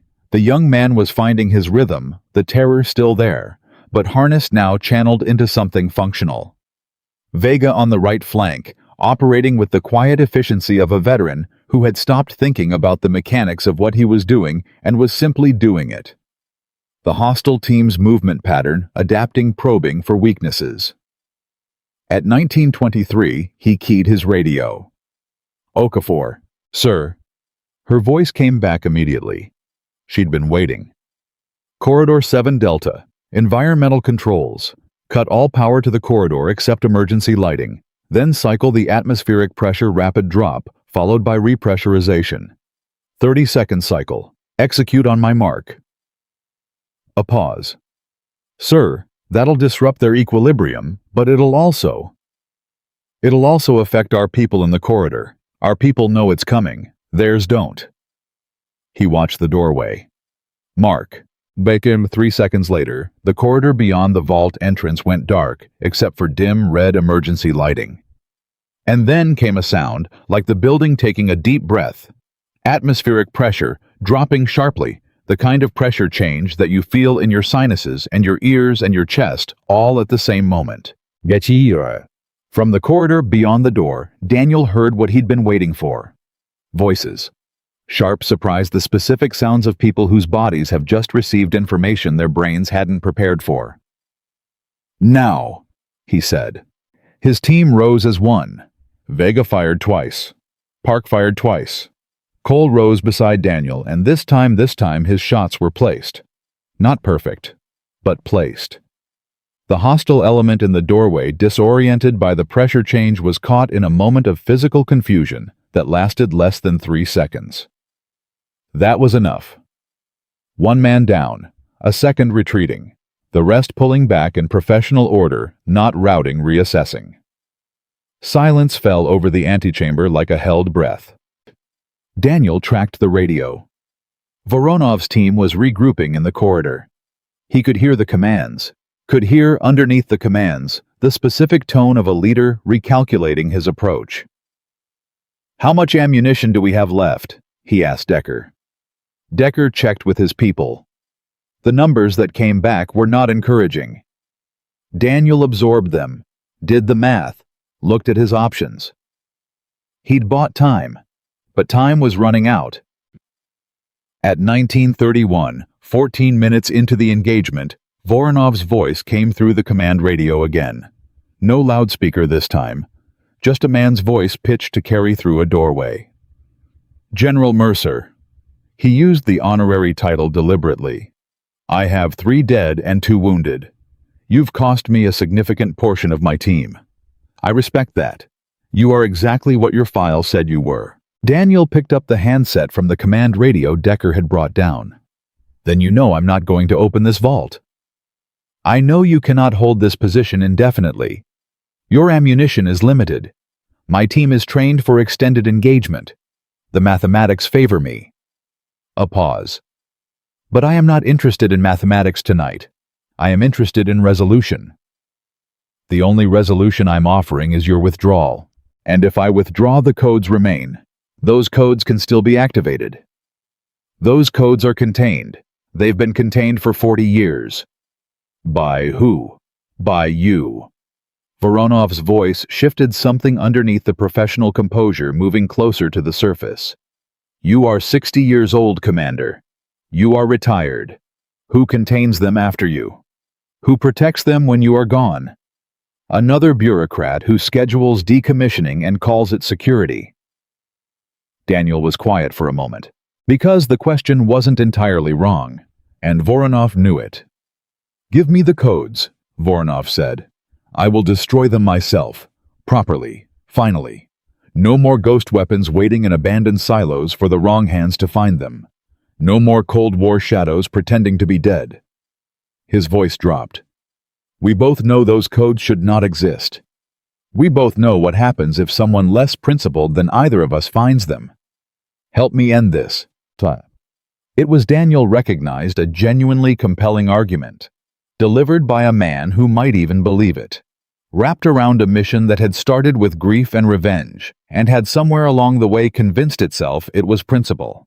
"Colonel," Daniel said, "I believe you believe what you're saying, and you're not entirely wrong about the codes. But I cannot hand you nuclear launch authorizations for 47 active warheads and trust that they will be destroyed rather than used. Not because I don't believe you're principled, because I don't know who you report to after you leave this mountain." Silence. "Then we are at an impasse," Voronov said. "We are. Which means your only option is to keep pushing, keep paying the cost, and hope you get to the vault before my reinforcements arrive." Daniel paused. "Northern Command was notified 26 minutes ago. You're on a clock, Colonel, not me." A longer silence this time. Daniel let it breathe. Then he said carefully the thing he'd been building toward. "There's something else you should know. Something that wasn't in whatever intelligence briefing you received about this facility." "I'm listening." "This vault has a final fail-safe, protocol anchor." He kept his voice completely neutral. "Thermite charges, built into the walls. If unauthorized personnel breach the inner vault, if that door behind me opens without the correct authorization code, everything inside incinerates. The codes, the equipment, the physical structure of the vault itself." He paused. "Anyone inside the blast radius." A beat. "You're bluffing. Check your intelligence files. Cross-reference final fail-safe protocol classification level Tango 7. He heard Voronov conferring with someone. Rapid Russian. Then a longer pause. "That protocol was disconnected during the 2004 facility refit," Voronov said. but something in his voice had changed. A new edge. The edge of a man who is not certain. The protocol that was documented was disconnected. I never filed the real specifications. Daniel looked at Cole, who was watching him with wide eyes. Gave him a small, almost imperceptible nod. Okafor. He keyed the radio. Confirm protocol anchor status. A 2-second pause. Then Okafor's voice came back perfectly timed, perfectly calibrated. Sir, protocol anchor shows active. Countdown initiated when we entered the vault. Current timer is 17 minutes 40 seconds and counting. The silence on Voronov's end was different this time. Daniel pressed it. I would die in this vault before I let those codes leave American soil, Colonel. You read my file. You know that's not a performance. Another pause. Longer. Cole leaned toward Daniel and whispered, barely audible, Is it real, the countdown? Daniel didn't look at him. Keep your eyes on the door. Cole kept his eyes on the door. At 1938, Voronov spoke again. If protocol anchor is active, he said slowly, working through it in real time, then you cannot leave this vault without aborting the sequence, and you cannot abort it while I control the corridor. Correct. So we both die unless one of us makes a different decision. Or you withdraw. Take your wounded. Leave the way you came. Everyone lives. Daniel's voice was steady. You lose the mission. You go home. You live with that. But you live. The silence that followed was the longest yet. Daniel watched the timer on his secondary screen, the one Okafor was feeding him through the hardwire relay. He watched Cole's hands on his rifle steadier now than they'd been 20 minutes ago. He watched Vega's face, calm, professional, giving nothing away. He watched Decker, who was watching Daniel the way you watch someone you've trusted with your life before and are trusting again.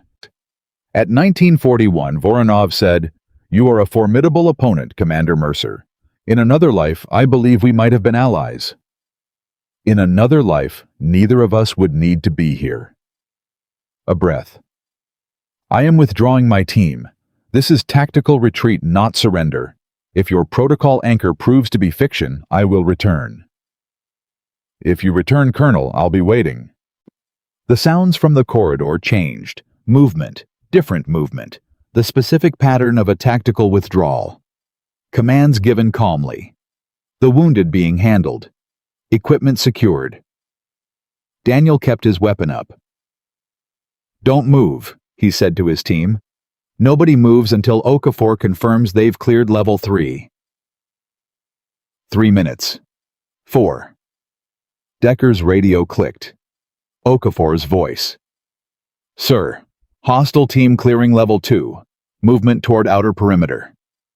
A pause. They're leaving. Cole slowly lowered his rifle. His hands were shaking again, not from fear this time, but from the specific physical crash of sustained adrenaline leaving a body all at once. He looked at Daniel. His voice was a whisper. We did it. We bought time, Daniel said. Don't confuse the two. He turned to Decker. Get everyone on their feet. Check injuries, check ammunition, check status. He was already moving toward the vault interior. We need to verify the vault is intact and begin the abort sequence before... He stopped. Cole noticed at first the change in Daniel's face. The specific stillness of a man whose calculation has just returned an answer he didn't expect. Sir, Vega said. Okafor's voice crackled through the radio before Daniel could speak. Sir? Her voice was different, tighter. I need to tell you something about Protocol Anchor. When I confirmed the countdown for you, I thought it was part of the deception. I thought you wanted me to say it was active, so Voronov would believe you. A pause. Sir, the countdown is actually running. The system is actually executing. It's real. I have 14 minutes on my screen right now. The vault went silent. Daniel stood completely still. Cole looked at him. You said it was a bluff. Daniel did not answer. Sir, Cole's voice had gone very quiet. Was it a bluff? Daniel walked to the vault console, sat down in front of the terminal, pulled up the protocol anchor interface, looked at the screen. 14 minutes, 13:57, 13:56. He looked at the abort sequence field. He entered the first 4 digits. The system accepted them. He entered the next 4, still accepting. He entered digits 9 through 12. The system froze. He tried again. Same result. The cursor blinked at him, patient and indifferent, in the specific way that machines are indifferent to the problems of the people who built them. "What's wrong?" Decker said. "The abort sequence requires an authorized terminal." Daniel's voice was completely level. "The system assumes that anyone physically inside the vault during a protocol anchor activation may be under duress or compromised. The abort can only be entered from a command-level terminal on level 5 or 6. He looked at the screen. "Not from inside the vault." A beat. "Tss, I designed it that way," he said. "My commanding officer insisted on the failsafe within the failsafe. I built it exactly to his specifications." Another beat. "I forgot that specification." 13 minutes. Cole looked at the door, at the corridor beyond it, at Daniel. "How long to reach level 6? Decker was already calculating. "Minimum 12 minutes at a run, maybe 10 if we push hard and the route is clear." "The route won't be clear," Vega said. "Voronov's team is withdrawing, not gone. They could still be in the corridors." "And we have 13 minutes, Park said. Nobody said the word that was in all of their heads. Impossible. Daniel stood up from the console. He looked at his team, the people who had followed him down 3 miles of rock on nothing but trust. Cole with his torn hands and his new education. Vega steady as foundation. Decker, 32 years of loyalty, standing right there in front of him. He thought about his daughter. Asleep somewhere above them, 3 miles of mountain between her and this moment. He thought about what he'd been willing to do when he thought the countdown was a bluff. Check us about whether that willingness was different now that it wasn't. "Everyone moves," he said. "Multiple routes to level 6. We split up, we cover more ground, we increase the probability that someone reaches an authorized terminal." He looked at each of them in turn. "If you reach level 6 before the timer runs out, enter the abort sequence. Authorization code Mercer 77 Tango Whiskey, followed by the 16-digit abort string. I'm going to give each of you the string now." He said the 16 digits once, clearly. No repetition. "Decker, Eastern route. Take Torres and Hutchins." "Sir." "Vega, Western service corridor. Take Park."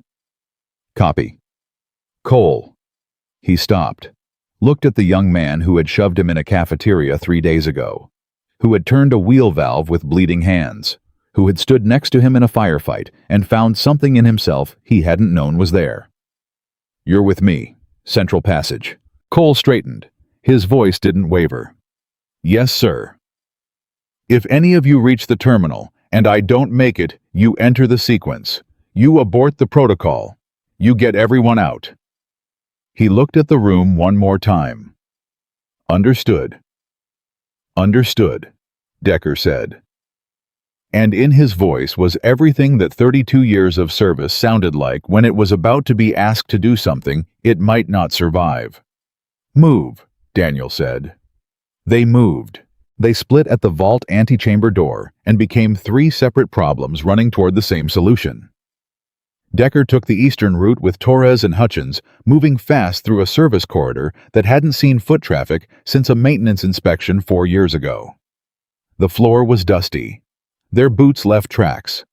None of them looked back. Vega took the western corridor with Park moving in the specific way that combat veterans move when they are in a hurry, but cannot afford to be reckless.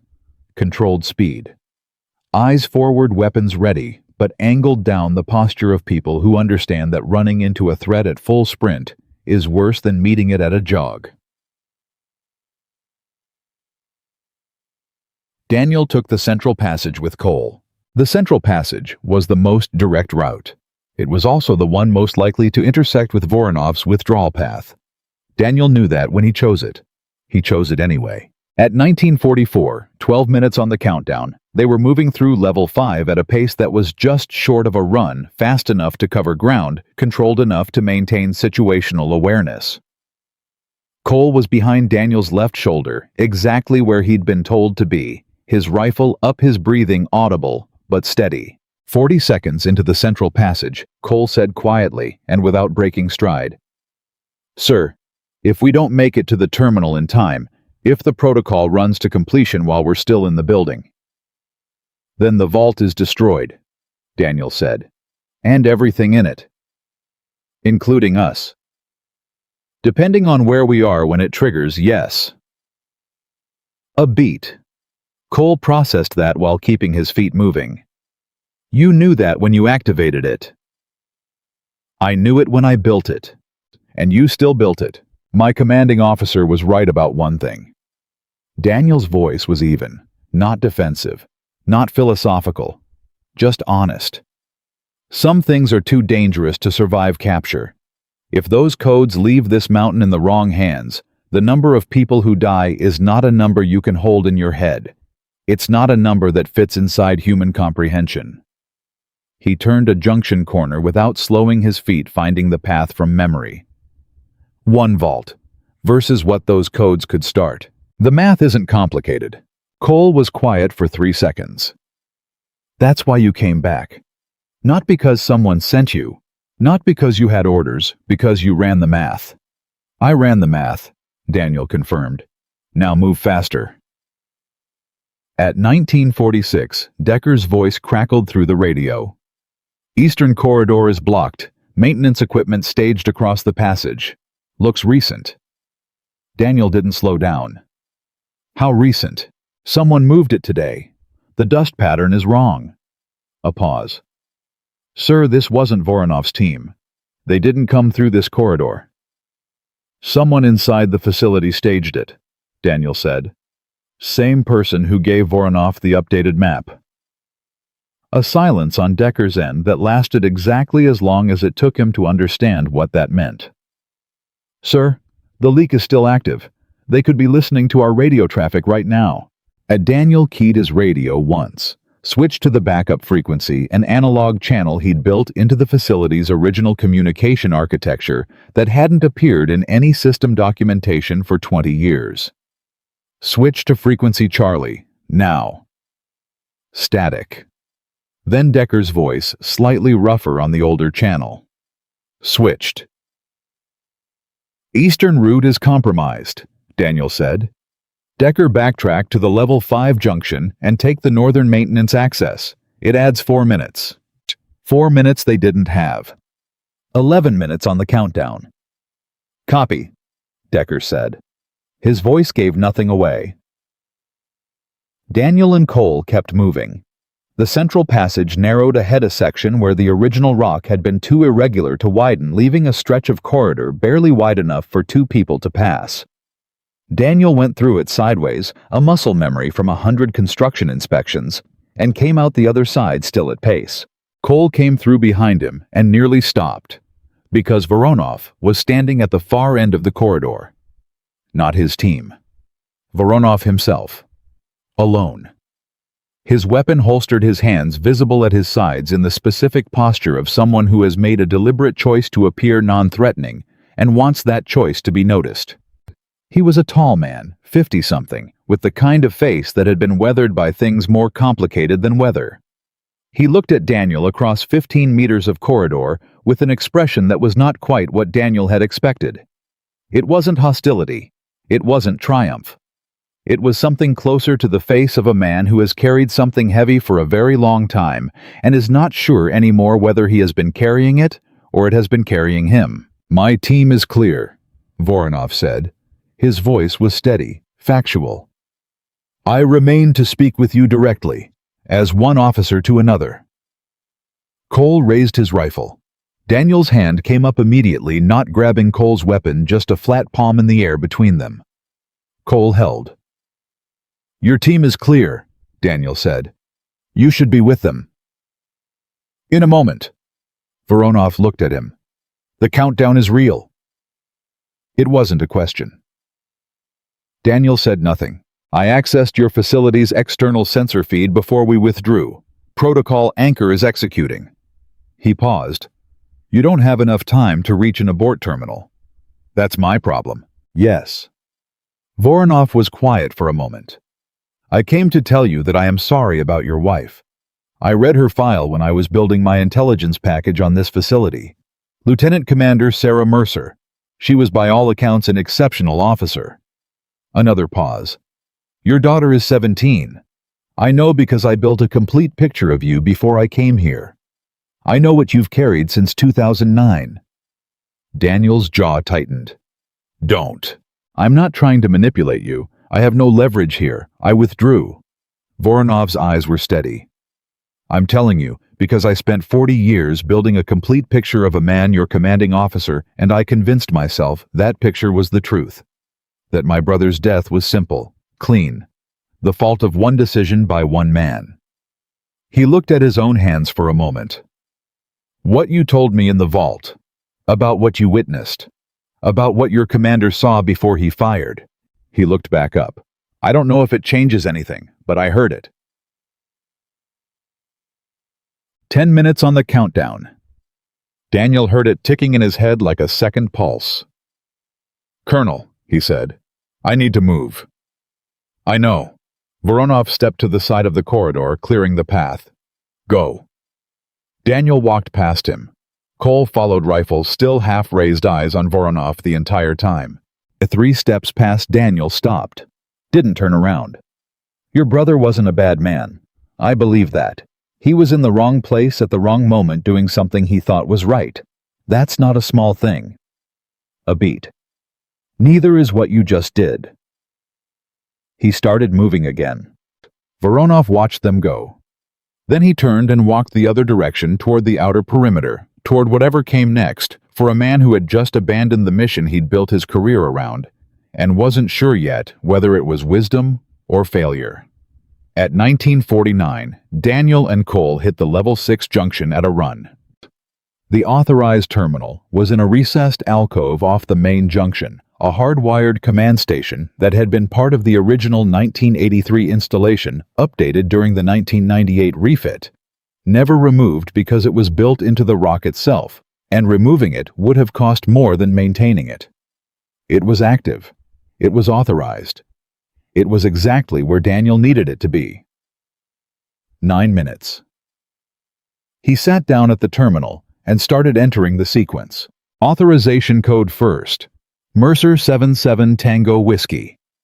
The system accepted it, the cursor blinking with the patient indifference of a machine that did not understand what was writing on its response time. Then the 16-digit abort string. He got through the first 8 digits. The terminal froze. Not a network error. Not a power issue. The screen was active. The cursor was blinking. The system was responsive in every way except the one that mattered. Cole leaned over his shoulder. What happened? It's not accepting the sequence. Daniel tried again from digit 9. Same result. The input is registering, but the command isn't executing. Is it the wrong terminal? It's an authorized terminal. It should work. He pulled up the system diagnostics, ran them fast, his eyes moving across the readout with the speed of a man who wrote this code and knows what he's looking for. There's a secondary authentication requirement, physical key and digital sequence, both required simultaneously. He looked at the terminal, at the physical key slot beside the screen, at the empty key slot. Cole's voice was very quiet. Where's the physical key? Command center. Daniel sat back. Level 1, where we started. 8 minutes. Cole looked at him, looked at the corridor, did the same math Daniel had already done. That's a 12-minute run minimum. We can't... No, Daniel said. We can't. Cole pressed his hands flat on the console. There has to be another terminal, another station, something closer. There are 3 authorized terminals in this facility.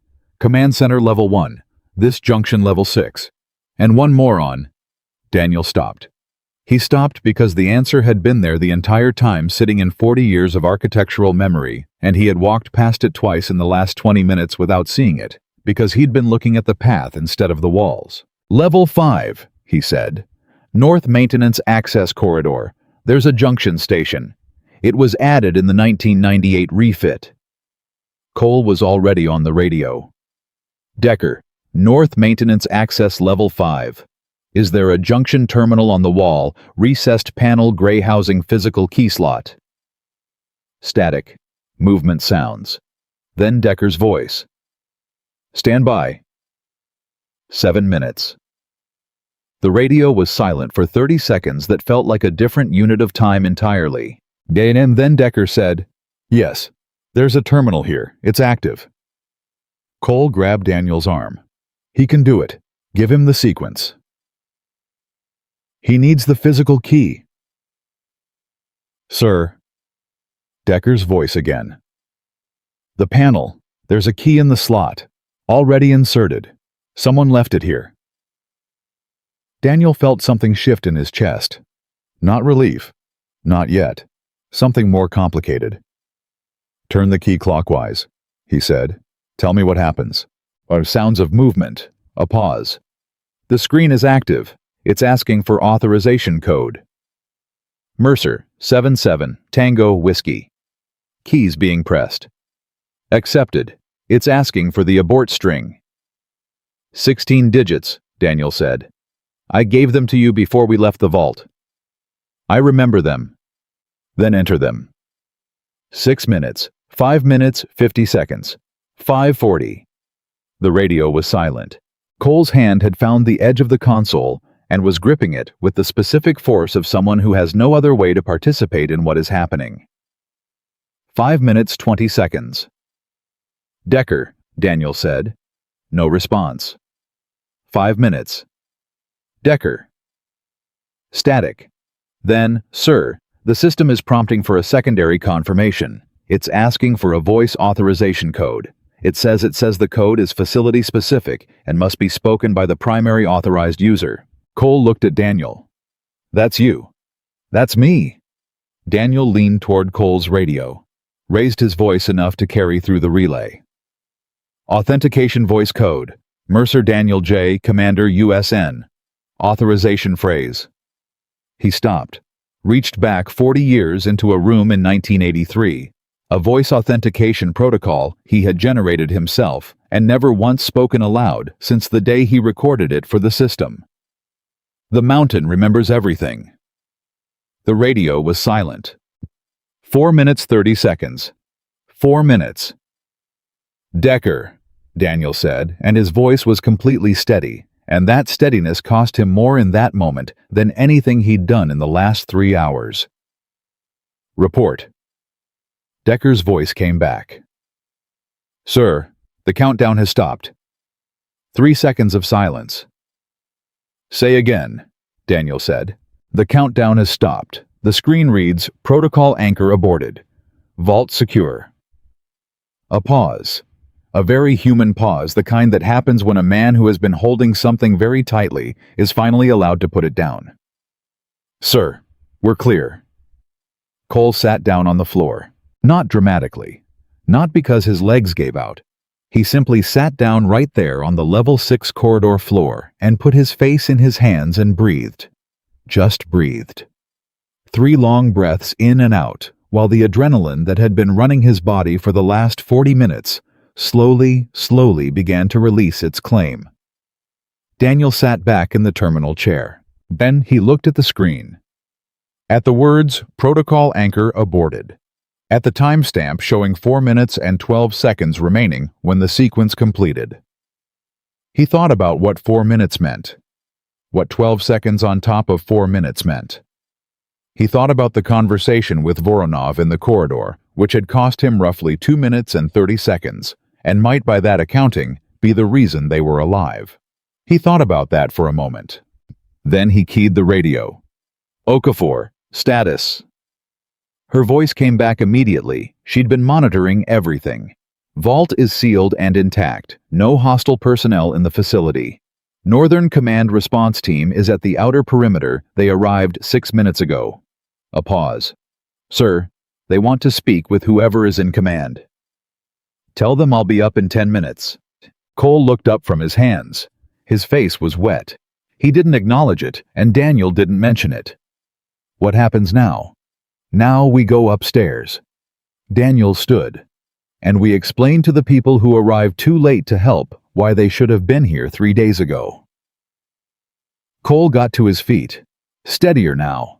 He looked at his hands, the torn ones, the bandaged ones, and flexed them slowly, testing. Sir. Cole. I need to say something. Say it. Cole looked at him with the direct, undefended expression of someone who has decided that performance is too expensive a habit to maintain. 3 days ago, I put my hands on you in that cafeteria. I said things designed to make you feel small, because that's how I operated. Because I thought... He stopped. I thought rank was the same thing as standing. That my father's name was the same thing as my own credibility. I've been running that equation my entire career. He paused. It's a bad equation. Daniel looked at him for a moment. Yes, he said. It is. I'm sorry, sir. I know you are. Daniel started walking toward the stairwell. Come on. Cole fell in beside him. Not behind. Beside, and Daniel let that happen without comment. After a moment, Cole said, The key. The one in the terminal slot on level 5. Someone put it there. Yes. Who? That's a good question. Daniel climbed the first flight without answering. Then, the 1998 refit was conducted by an engineering team. I was already retired. I didn't spec the work. He climbed another flight. Whoever built that terminal, whoever installed that key, they understood Protocol Anchor well enough to know it needed a redundancy. That means they had access to documentation that was classified above almost every clearance level in this building. Cole processed that. Is that possible? That someone built a failsafe for your failsafe without you knowing? Apparently. Daniel's voice held something that wasn't quite a smile. Good engineers always build redundancies. At 20:07, they emerged on level 1 into a corridor full of people in Northern Command uniforms, medical personnel, and the specific organized chaos that follows a situation after the situation has resolved itself, and everyone who missed it is trying to establish what happened. Lieutenant General Marcus Webb was at the center of it. 60 years old, 4 stars, the kind of man who had spent a career being the most important person in every room he entered. He was standing in the main corridor outside the command center when Daniel came up the stairs, and the moment he saw Daniel, his face went through several calculations before settling on something. Commander Mercer, Webb said. General. Webb looked at him. At the coveralls, still stained from the floor panel cleaning 3 days ago. At the M1911 in the holster that hadn't been there this morning. At the face of a man who had spent 4 days being invisible, and the last 3 hours being something else entirely. I'm told you defended this facility against a GRU Special Operations team with 7 personnel. 8, sir. Right? 8. Webb clasped his hands behind his back. I'm also told you activated Protocol Anchor and then aborted it with 4 minutes remaining. Accurate, sir.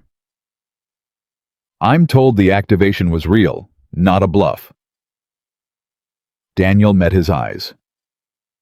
The activation was real. The bluff was telling Voronov it was real before I knew it was real. Those are 2 different things that happened to produce the same result. Webb stared at him for a moment. Then he did something Daniel hadn't expected. He laughed.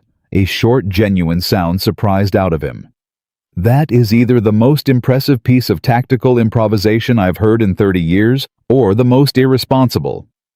General, in my experience, those 2 things aren't mutually exclusive. Webb laughed again. Shorter this time. Then he was serious. There's a briefing already underway at the Pentagon. The decommissioning order for this facility has been suspended pending review. He looked around the corridor at Decker coming down from the northern stairwell with Torres and Hutchins. At Vega and Park emerging from the western access. At Cole standing just behind Daniel's left shoulder in a posture that was different from any posture he'd occupied in the last 3 days. At Okafor appearing from the command center door with a tablet in her hand and 3 days of sleeplessness written in her face. "These are your people. These are my people," Daniel said. "They look like they've been through a war." "They have been, sir." Webb nodded slowly, reached into his jacket and pulled out a folder. "I'm authorized to offer you full reinstatement. Full rank. Command of this facility redesignated as a Tier 1 strategic defense installation. Effective immediately." He held out the folder. "Fort Kessler isn't being decommissioned, it's being rebuilt. And you're the only person who knows how to rebuild it correctly." Daniel looked at the folder. Didn't take it yet. "One condition." Webb closed his eyes for exactly 1 second. "Of course. I choose my own staff." "Who do you want?" Daniel looked at Decker, who was watching him with the expression of a man who already knows what's coming, and has already decided how he feels about it. "Decker as Command Sergeant Major." "Done." "Okafor for Cyber Defense. Direct promotion to Officer Candidate Program." Webb looked at Okafor, who stood straight under the assessment. "Done. Vega for Training Operations." "Done." Daniel paused, looked at Cole, who was standing slightly apart from the group, his bandaged hands at his sides, his face showing none of the construction it had worn for 3 days, and something considerably more real in its place. "Cole." Webb raised an eyebrow. "The senator's son. I've already received 2 calls about him." "From the senator." "From the senator, and from his XO, who wants to file a report on his conduct during the last 72 hours. Webb looked at Cole without warmth. "By most accounts, he spent 3 days making your life considerably harder than it needed to be." "He did," Daniel said. "He also turned a wheel valve with bleeding hands when I needed it turned. He stood next to me in a firefight and found something in himself he didn't know was there. And he's standing here right now, which is more than I can say for half the people who outrank him in this building." Webb studied Cole. Cole did not look away, did not explain himself, did not try to use his father's name, or his record, or anything except standing there in the specific way that people stand when they've decided to let themselves be seen clearly. "What do you want him for?" Webb asked Daniel. "He's going to learn this facility from the ground up. Every system, every corridor, every decision that went into building it. 4 months with Decker." Daniel looked at Cole. "After that, we'll see what he's made of." Cole swallowed. "Sir, I won't waste it." "You already told me you wouldn't disappoint me," Daniel said. "I told you then what I'll tell you now. You already have. The question is, what comes next?" Cole nodded once. Took that without flinching. Webb held out the folder again. Daniel took it. "When do I start?" Daniel asked. "You started 4 days ago," Webb said. "When you walked through that gate with a contractor badge and a toolbox." Daniel looked at the folder in his hands, at the official language of reinstatement and authority and command responsibility, at the signature lines and the authorization codes and the formal architecture of a decision that had already been made in the field in corridors 3 miles underground, in the specific mathematics of a situation that didn't wait for paperwork. "There's one more thing," he said. "The internal leak. Someone gave Voronov an updated facility map and staged equipment to block Decker's route to the abort terminal." Webb's face changed. "You're certain?" "The dust pattern on the maintenance equipment was wrong. The staged position was too specific for coincidence." Daniel looked at Webb steadily. Voronov's withdrawal was genuine. He made a decision, and he walked away. But someone in this building helped him get further than he should have. That person is still here. He paused. "I want authority to investigate." "You have it. Full access. No restricted areas." "Commander Mercer." Webb met his eyes. "You built the restricted areas. I think at this point we can assume you already have full access." Daniel allowed himself a small nod, pocketed the folder, turned to his people. They were watching him, All of them, Decker and Okafor and Vega and Cole and Torres and Hutchins and Park, with the specific attention of people who have just been through something that will divide their lives into before and after.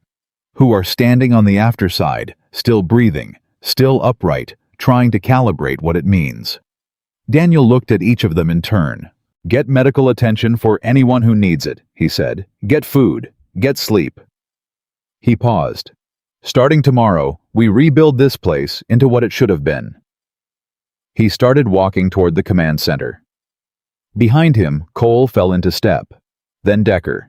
Then the rest of them, one by one, finding their places in the formation without being told, to the way people do when they've been through something together and aren't ready yet to stop moving in the same direction. At 2014, Daniel walked back into the command center where this had started 4 days ago, in contractor coveralls, carrying a toolbox, invisible to everyone who looked at him.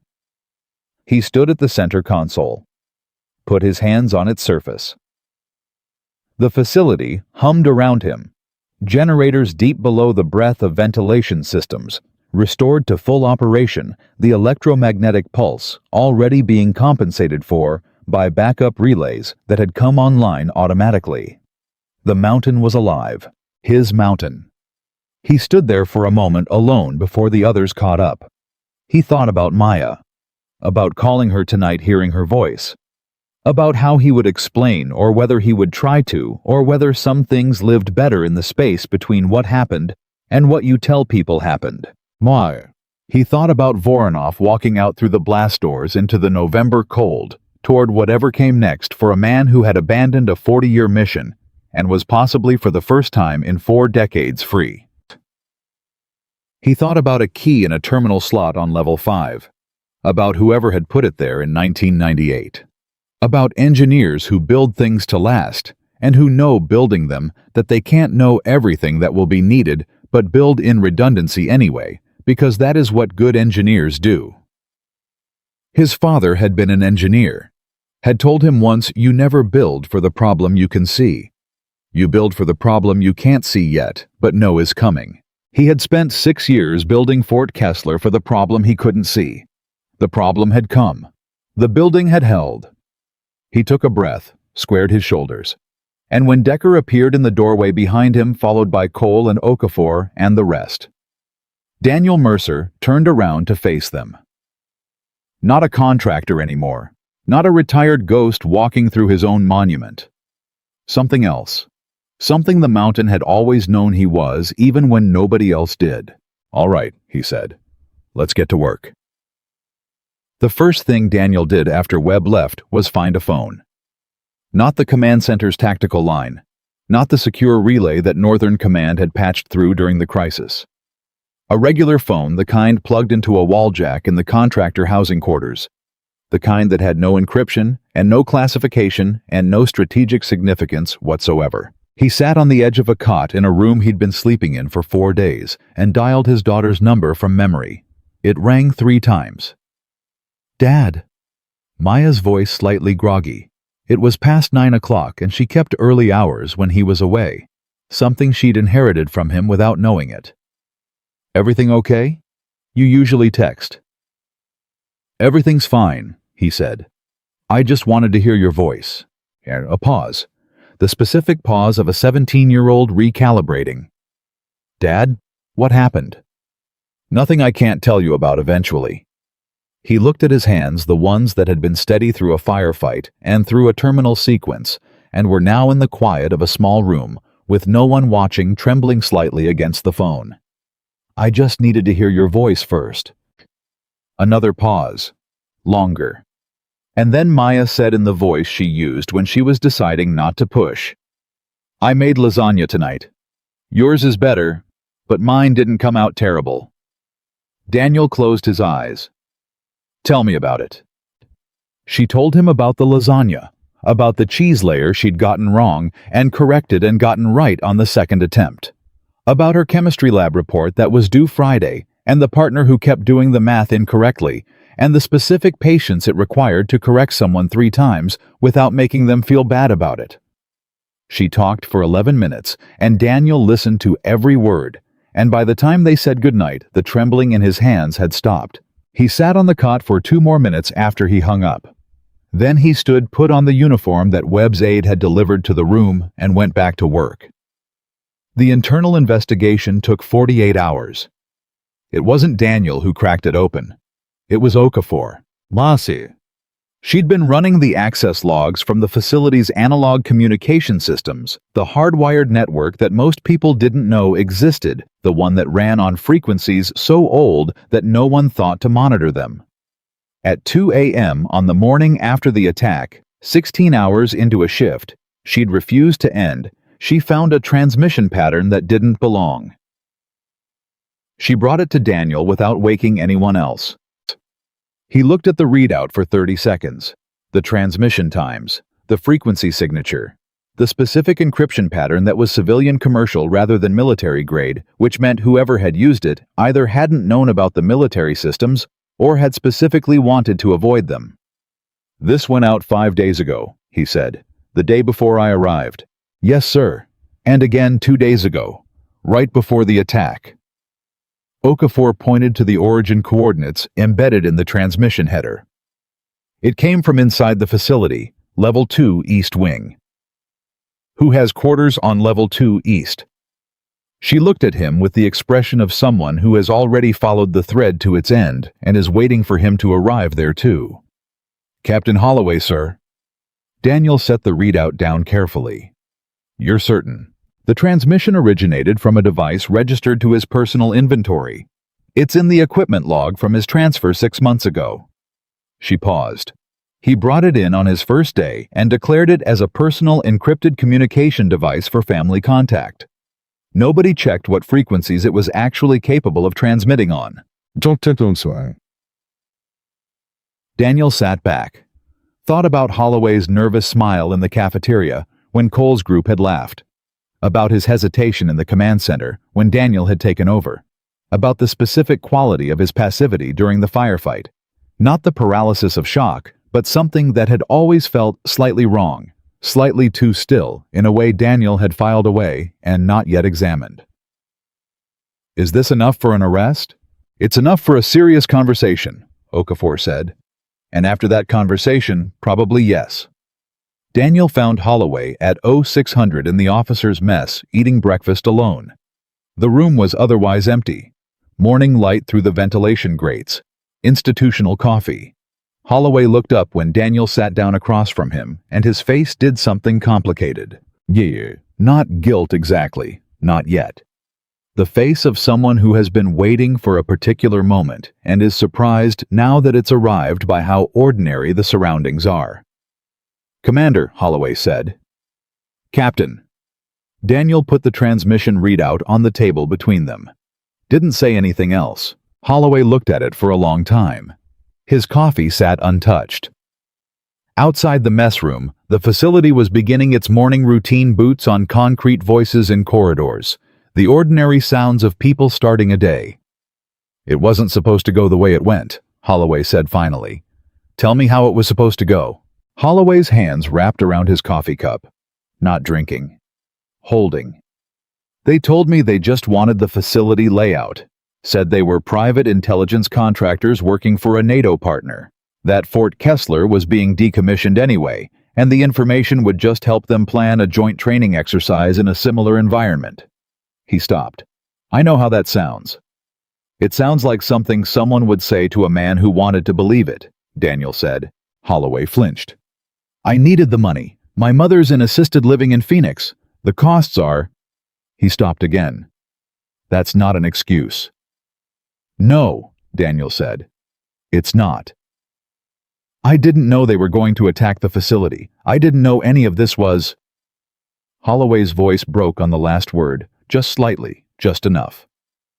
"When the alarms went off, when I understood what was actually happening, I wanted to tell you. I almost told you 3 times during the crisis. But you didn't." "No." He looked at the table. "I didn't." Daniel looked at him for a moment, at a man who had made a series of small compromises that had added up to something catastrophic the way small compromises always do, who had told himself at each step that the next step was the last one, and then found that the next step led somewhere he hadn't imagined. I'm going to recommend you for court-martial, Daniel said. That process will determine what happens to you. I'm not going to influence it in either direction. He stood. But I'll tell you one thing. Holloway looked up. The money you took, the compromises you made, those were decisions you made when you thought you were alone with them, when you thought no one was watching. Daniel picked up the readout. That's always when the real decisions get made, in the quiet, when nobody's looking. That's when you find out who you actually are. He paused. You found out something you didn't want to know. He walked out of the mess room and left Holloway sitting there with his cold coffee and the specific silence of a man who has no more lies left to tell himself. The news of Holloway's arrest moved through Fort Kessler the way significant news always moves through small, contained communities fast, and with the addition of details that hadn't existed in the original. Cole heard about it at 0800 during his first session with Decker. He was in the Level 3 systems room learning the manual override procedures for the secondary ventilation network, and Decker told him the way Decker told people things plainly, without editorializing as a fact that needed to be known. Cole was quiet for a moment. Then he said, Holloway. He laughed, in the cafeteria, when Commander Mercer was shoved. He laughed along with my group. Yes, Decker said. He was already compromised by then. He was already working with Voronov's people. Cole sat with that. So the whole thing, his whole performance of being in charge, of running a tight operation, he was already carrying it, Decker said. Yes, Betters. Cole looked at his hands. I keep thinking about things I did last week that I thought were impressive. Things I said. The way I walked into rooms. He paused. I was performing. Holloway was performing. We were both performing.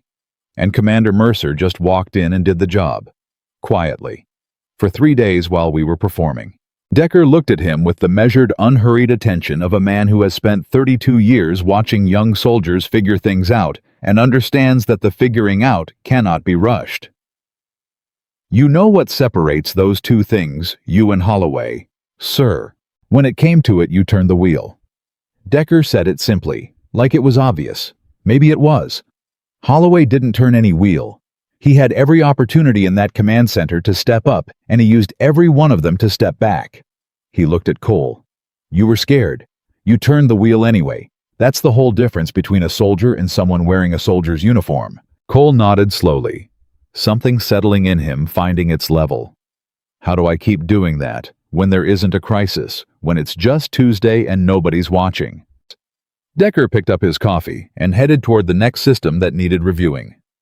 Same way. You turn the wheel. Nobody's watching, you turn the wheel. That's the whole job.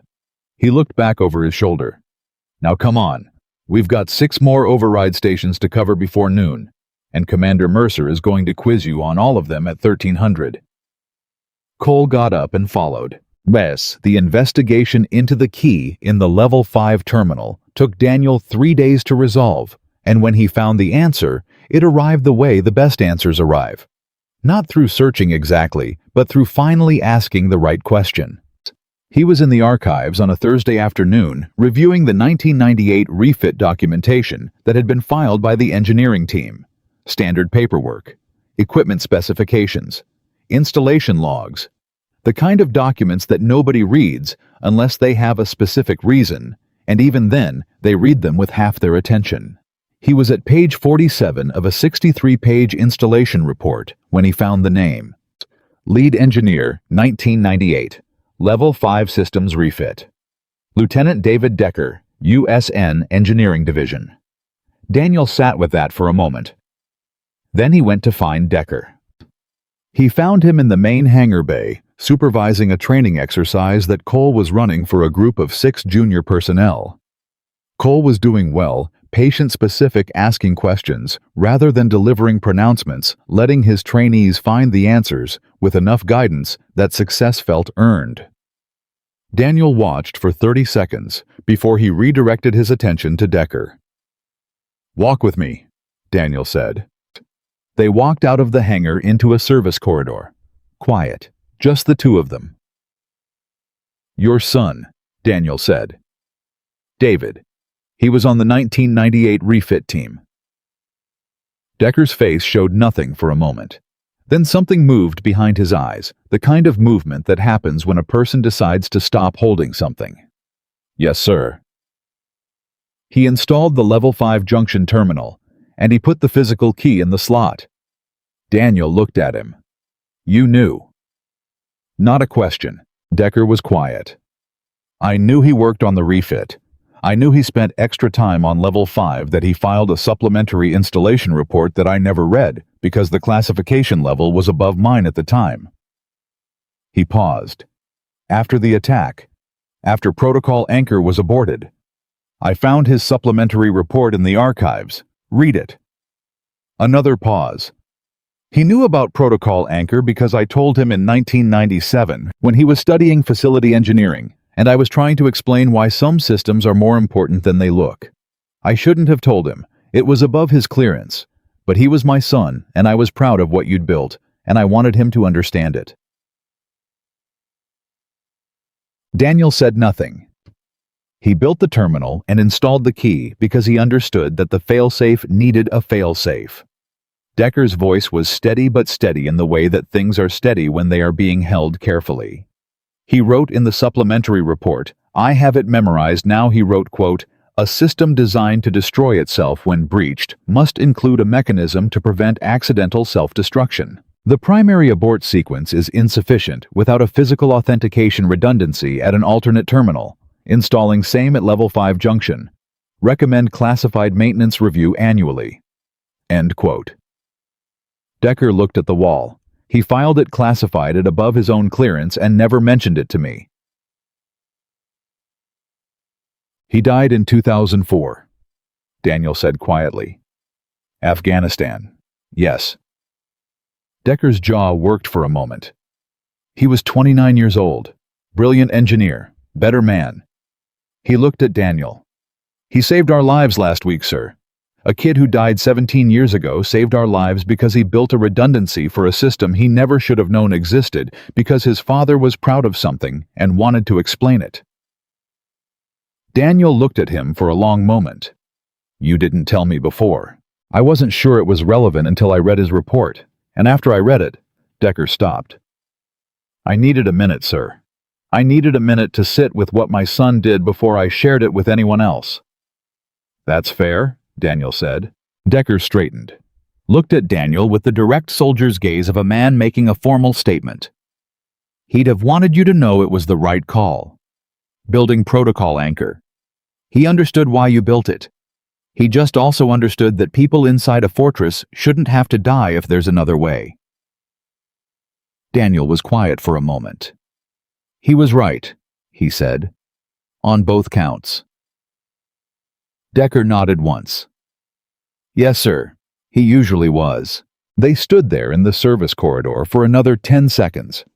Two men in their late 50s, shaped by different versions of the same decades, holding something between them that didn't need to be named to be real.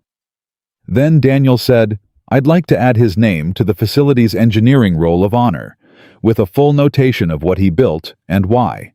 Decker's breath caught, just slightly. Sir, the record would have to acknowledge that I disclosed classified information to him without authorization. Yes, it would. Daniel looked at him steadily. I'm the commanding officer of this facility. I'm authorizing the notation. He paused.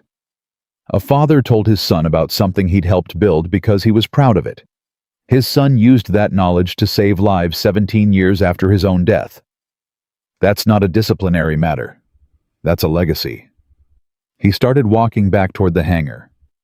Get me the supplementary report. I'll write the notation myself. Decker stood in the corridor for a moment after Daniel had gone. His eyes were dry. His posture was correct. His hands at his sides were perfectly still. And on his face was something that had not been there 3 weeks ago, something that had needed the right combination of circumstances to emerge the specific quiet expression of a man who has just learned that the best thing his son ever did will be remembered. 6 weeks after the attack, Fort Kessler held what Daniel had insisted on calling a systems review, because he was constitutionally opposed to ceremony. and the word ceremony had appeared 3 times in Webb's initial proposal before Daniel had removed it.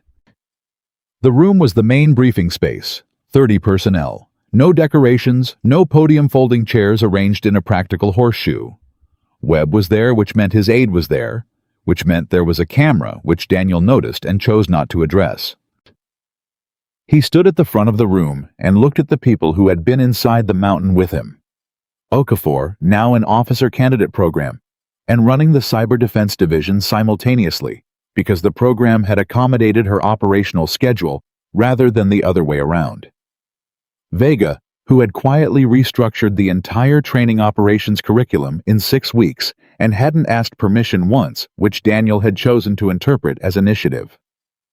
Torres and Hutchins and Park, who had gone back to their regular duties and done them with the specific quality of people who have been through something that recalibrated their understanding of what regular duties mean. And Cole. Cole was in the second row. His uniform was sharp. It had always been sharp, that had never been the problem, but the way he wore it was different. He was taking notes on a paper pad with a mechanical pencil, the specific deliberate note-taking of someone who has decided that information is worth capturing, because the world is more complicated than he'd previously accounted for. And Daniel didn't do long speeches. 6 weeks ago, this facility was 3 weeks from being locked, sealed, and forgotten. Today, it's a Tier 1 installation, with a redesigned security protocol, a new command structure, and an active investigation that's already identified 3 additional facilities with similar vulnerabilities. He paused. That happened because 8 people who had no particular reason to follow a stranger into a firefight 3 miles underground decided to do it anyway.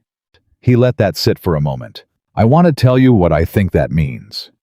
Not what the official citation will say, and there will be official citations, I can't stop that, but what I actually think it means. He looked around the room. Every single one of you made a decision in this facility under conditions that gave you a very reasonable argument for making a different decision. You could have frozen. You could have deferred. You could have waited for someone with more rank or more authority or a better title to tell you what to do. That's not cowardice. That's the normal human response to an abnormal situation. He looked at Cole specifically. Cole looked back. Didn't look away. You didn't do that. And the reason you didn't do that isn't because you're exceptional people, though several of you are. It's because when the moment came, you made a choice. A real one. Not the choice you thought you were supposed to make.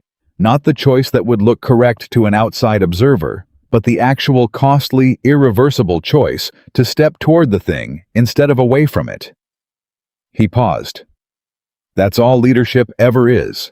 Not title, not rank, not whose father is a senator and whose isn't, just that moment and what you do in it. The room was quiet. Then Webb said from the back, "Commander, on behalf of Northern Command and the Joint Chiefs, I'd like to formally recognize." "Sir?" Daniel said with respect and without apology, "I'd rather you didn't." Webb stopped. These people know what they did. They were there. A citation from the Joint Chiefs doesn't add anything to what they already know, and it costs them something. It turns a real thing into a performance of a real thing, and those aren't the same. He looked at Webb steadily. If you want to do something meaningful, approve the budget for the facility expansion we submitted last week, and give Specialist Lieutenant Okafor the equipment she's been requisitioning for 6 months. Webb stared at him for a moment. Then unexpectedly he smiled. Approved. Both items. Thank you, sir. After the briefing, people moved in the way that people move after contained important events, slowly in clusters, with the specific gravity of those who have things to say to each other that the formal structure of the meeting didn't allow for. Cole found Daniel at the back of the room, in the moment before Daniel would have moved on to the next thing on a list of next things that never seemed to get shorter. "Sir?" Cole held out his hand. Daniel looked at it for a moment. Then he took it and shook it the way 2 people shake hands when they mean it rather than when they're performing the gesture. "I've been thinking about something you said in the vault," Cole said. "About how the math isn't complicated. 1 vault versus what the codes could start." He paused. "You were willing to be in that vault when it went. You'd made peace with it before Decker got there. Yes. My father called yesterday, wanted to know if I needed him to make any calls on my behalf, clean up anything in my record from the incident reports. Cole's jaw tightened slightly. I told him no. Daniel looked at him. How did that go? He didn't understand. Cole let out a breath. He will eventually, maybe, or he won't, but it was the right call. I know it was the right call because I'm not trying to convince myself it was. He looked at Daniel. You were the first person in my career who ever expected something from me that my father couldn't provide. That terrified me. I think that's why I pushed you in that cafeteria. Because you walked in carrying something real, and that made everything I was carrying look like what it was. Daniel was quiet for a moment. You've thought about this carefully. I've had 6 weeks. Cole paused. I also talked to a therapist, which is something I would not have done 6 weeks ago, and which I'm telling you because you told me honesty was the baseline, and the honest version of my last 6 weeks includes that. Something shifted in Daniel's face, just slightly, not a smile exactly. The expression of a man whose faith in something has been confirmed and who takes quiet, uncomplicated satisfaction in that confirmation. Good, he said. Keep going. Cole nodded, stepped back, started to go, then stopped. The lasagna, sir. Daniel blinked. What? Your daughter told Okafor that you make lasagna on Sundays, and that it's good. Cole's expression was careful specific. I grew up with a household staff. I don't know how to make anything. I'm 30 days into learning. He held up his phone briefly, showing a cooking app open to a pasta recipe. I figured if a 60-year-old SEAL commander can raise a kid and run a classified installation and make lasagna on Sundays, the least I can do is learn to cook something edible. Daniel looked at him, at the phone, at the recipe. Add more cheese than it tells you to, he said. Cole nodded once. Yes, sir. He walked away. Daniel stood at the back of the emptying room for a moment. Around him, the facility continued its morning. Okafor's team running a diagnostic on the newly installed sensor array Vega's training session beginning in the hangar bay. The sounds of a place that was alive and working and defended by people who understood what they were defending. Tiche. He thought about the key in the Level 5 terminal.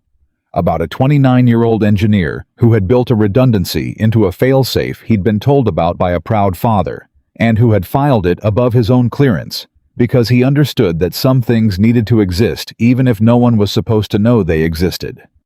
He thought about Voronov walking out through the blast doors into the November cold. The GRU had issued a formal denial of any operational involvement. Voronov himself had disappeared into whatever process a nation uses to quietly address the unauthorized actions of its intelligence officers. Daniel had submitted a full account to the State Department. What happened next was not his problem to solve. He thought about Holloway, who was 3 weeks into a process that would take considerably longer, and whose mother was still in assisted living in Phoenix, and whose choices had been bad, and whose reasons had been human, and for whom Daniel had submitted a single sentence in the formal recommendation, I do not believe Captain Holloway is without conscience. I believe he made decisions without fully understanding what they would become. That is not exoneration. It is context. Yeah. He thought about Maya, who was coming to visit next week for the first time since he'd taken command, who had asked on the phone last night whether the cafeteria food was as bad as he'd implied, and who had laughed when he said it was worse. He thought about the mountain, about 6 years of his life poured into rock and steel and systems and corridors that had been waiting patient and ready for the moment they were needed. About the specific satisfaction of building something correctly and then watching it do exactly what it was built to do. About what it meant to spend 40 years carrying the capability to protect something without knowing whether the moment would ever come that required it. Without knowing whether all the preparation was building toward something real or just the habit of preparation mistaken for purpose. Now he knew. Bye. He walked out of the briefing room and into the corridor and past the hangar where Vega's trainees were running a loadout check with the focused attention of people who understood that the details mattered. past the legacy systems room where Okafor's team was installing new equipment alongside 40-year-old analog systems that nobody else in the country still knew how to operate, past the corridor junction where Cole had turned a wheel valve with bleeding hands and found out what he was made of. He walked to the eastern checkpoint, the same checkpoint where a young corporal had waved him through 4 weeks ago with a 4-second glance at a contractor badge. The corporal wasn't there anymore. The new guard was a staff sergeant named Kellerman, who had transferred in last week and who came to attention the moment Daniel approached. "Sir? Sergeant Kellerman?" Daniel stopped at the checkpoint. "You've reviewed the new access protocols." "Yes, sir. Full biometric plus physical credential verification. No exceptions." Kellerman paused. "Including for personnel with valid contractor badges." "Including for generals." Kellerman met his eyes. "Including for generals, sir. Per standing orders." Daniel nodded. "Good." He looked at the blast doors, at the mechanism he had specified in 1982, built in 1983, maintained for 40 years, and held against the people who had come to take what was behind it. "That's exactly right." He turned and walked back into the facility. Into the work. Into the life that had found its shape finally in the mountain he had built when he was young enough to believe he could engineer something that would outlast everything that came for it. He had been right. He had just needed 4 more days to prove it. And somewhere in the deep rock beneath his feet, in corridors and systems and hidden passages that existed only because one man had spent 6 years making sure they would, Fort Kessler kept its vigil. Patient, ready, defended by people who understood that the mountain did not care about your rank, your father's name, or the performance you had constructed to protect yourself from the moment that required you to be real. The mountain only cared about one thing: what you did when nobody was watching. And in that, at last it had found its match.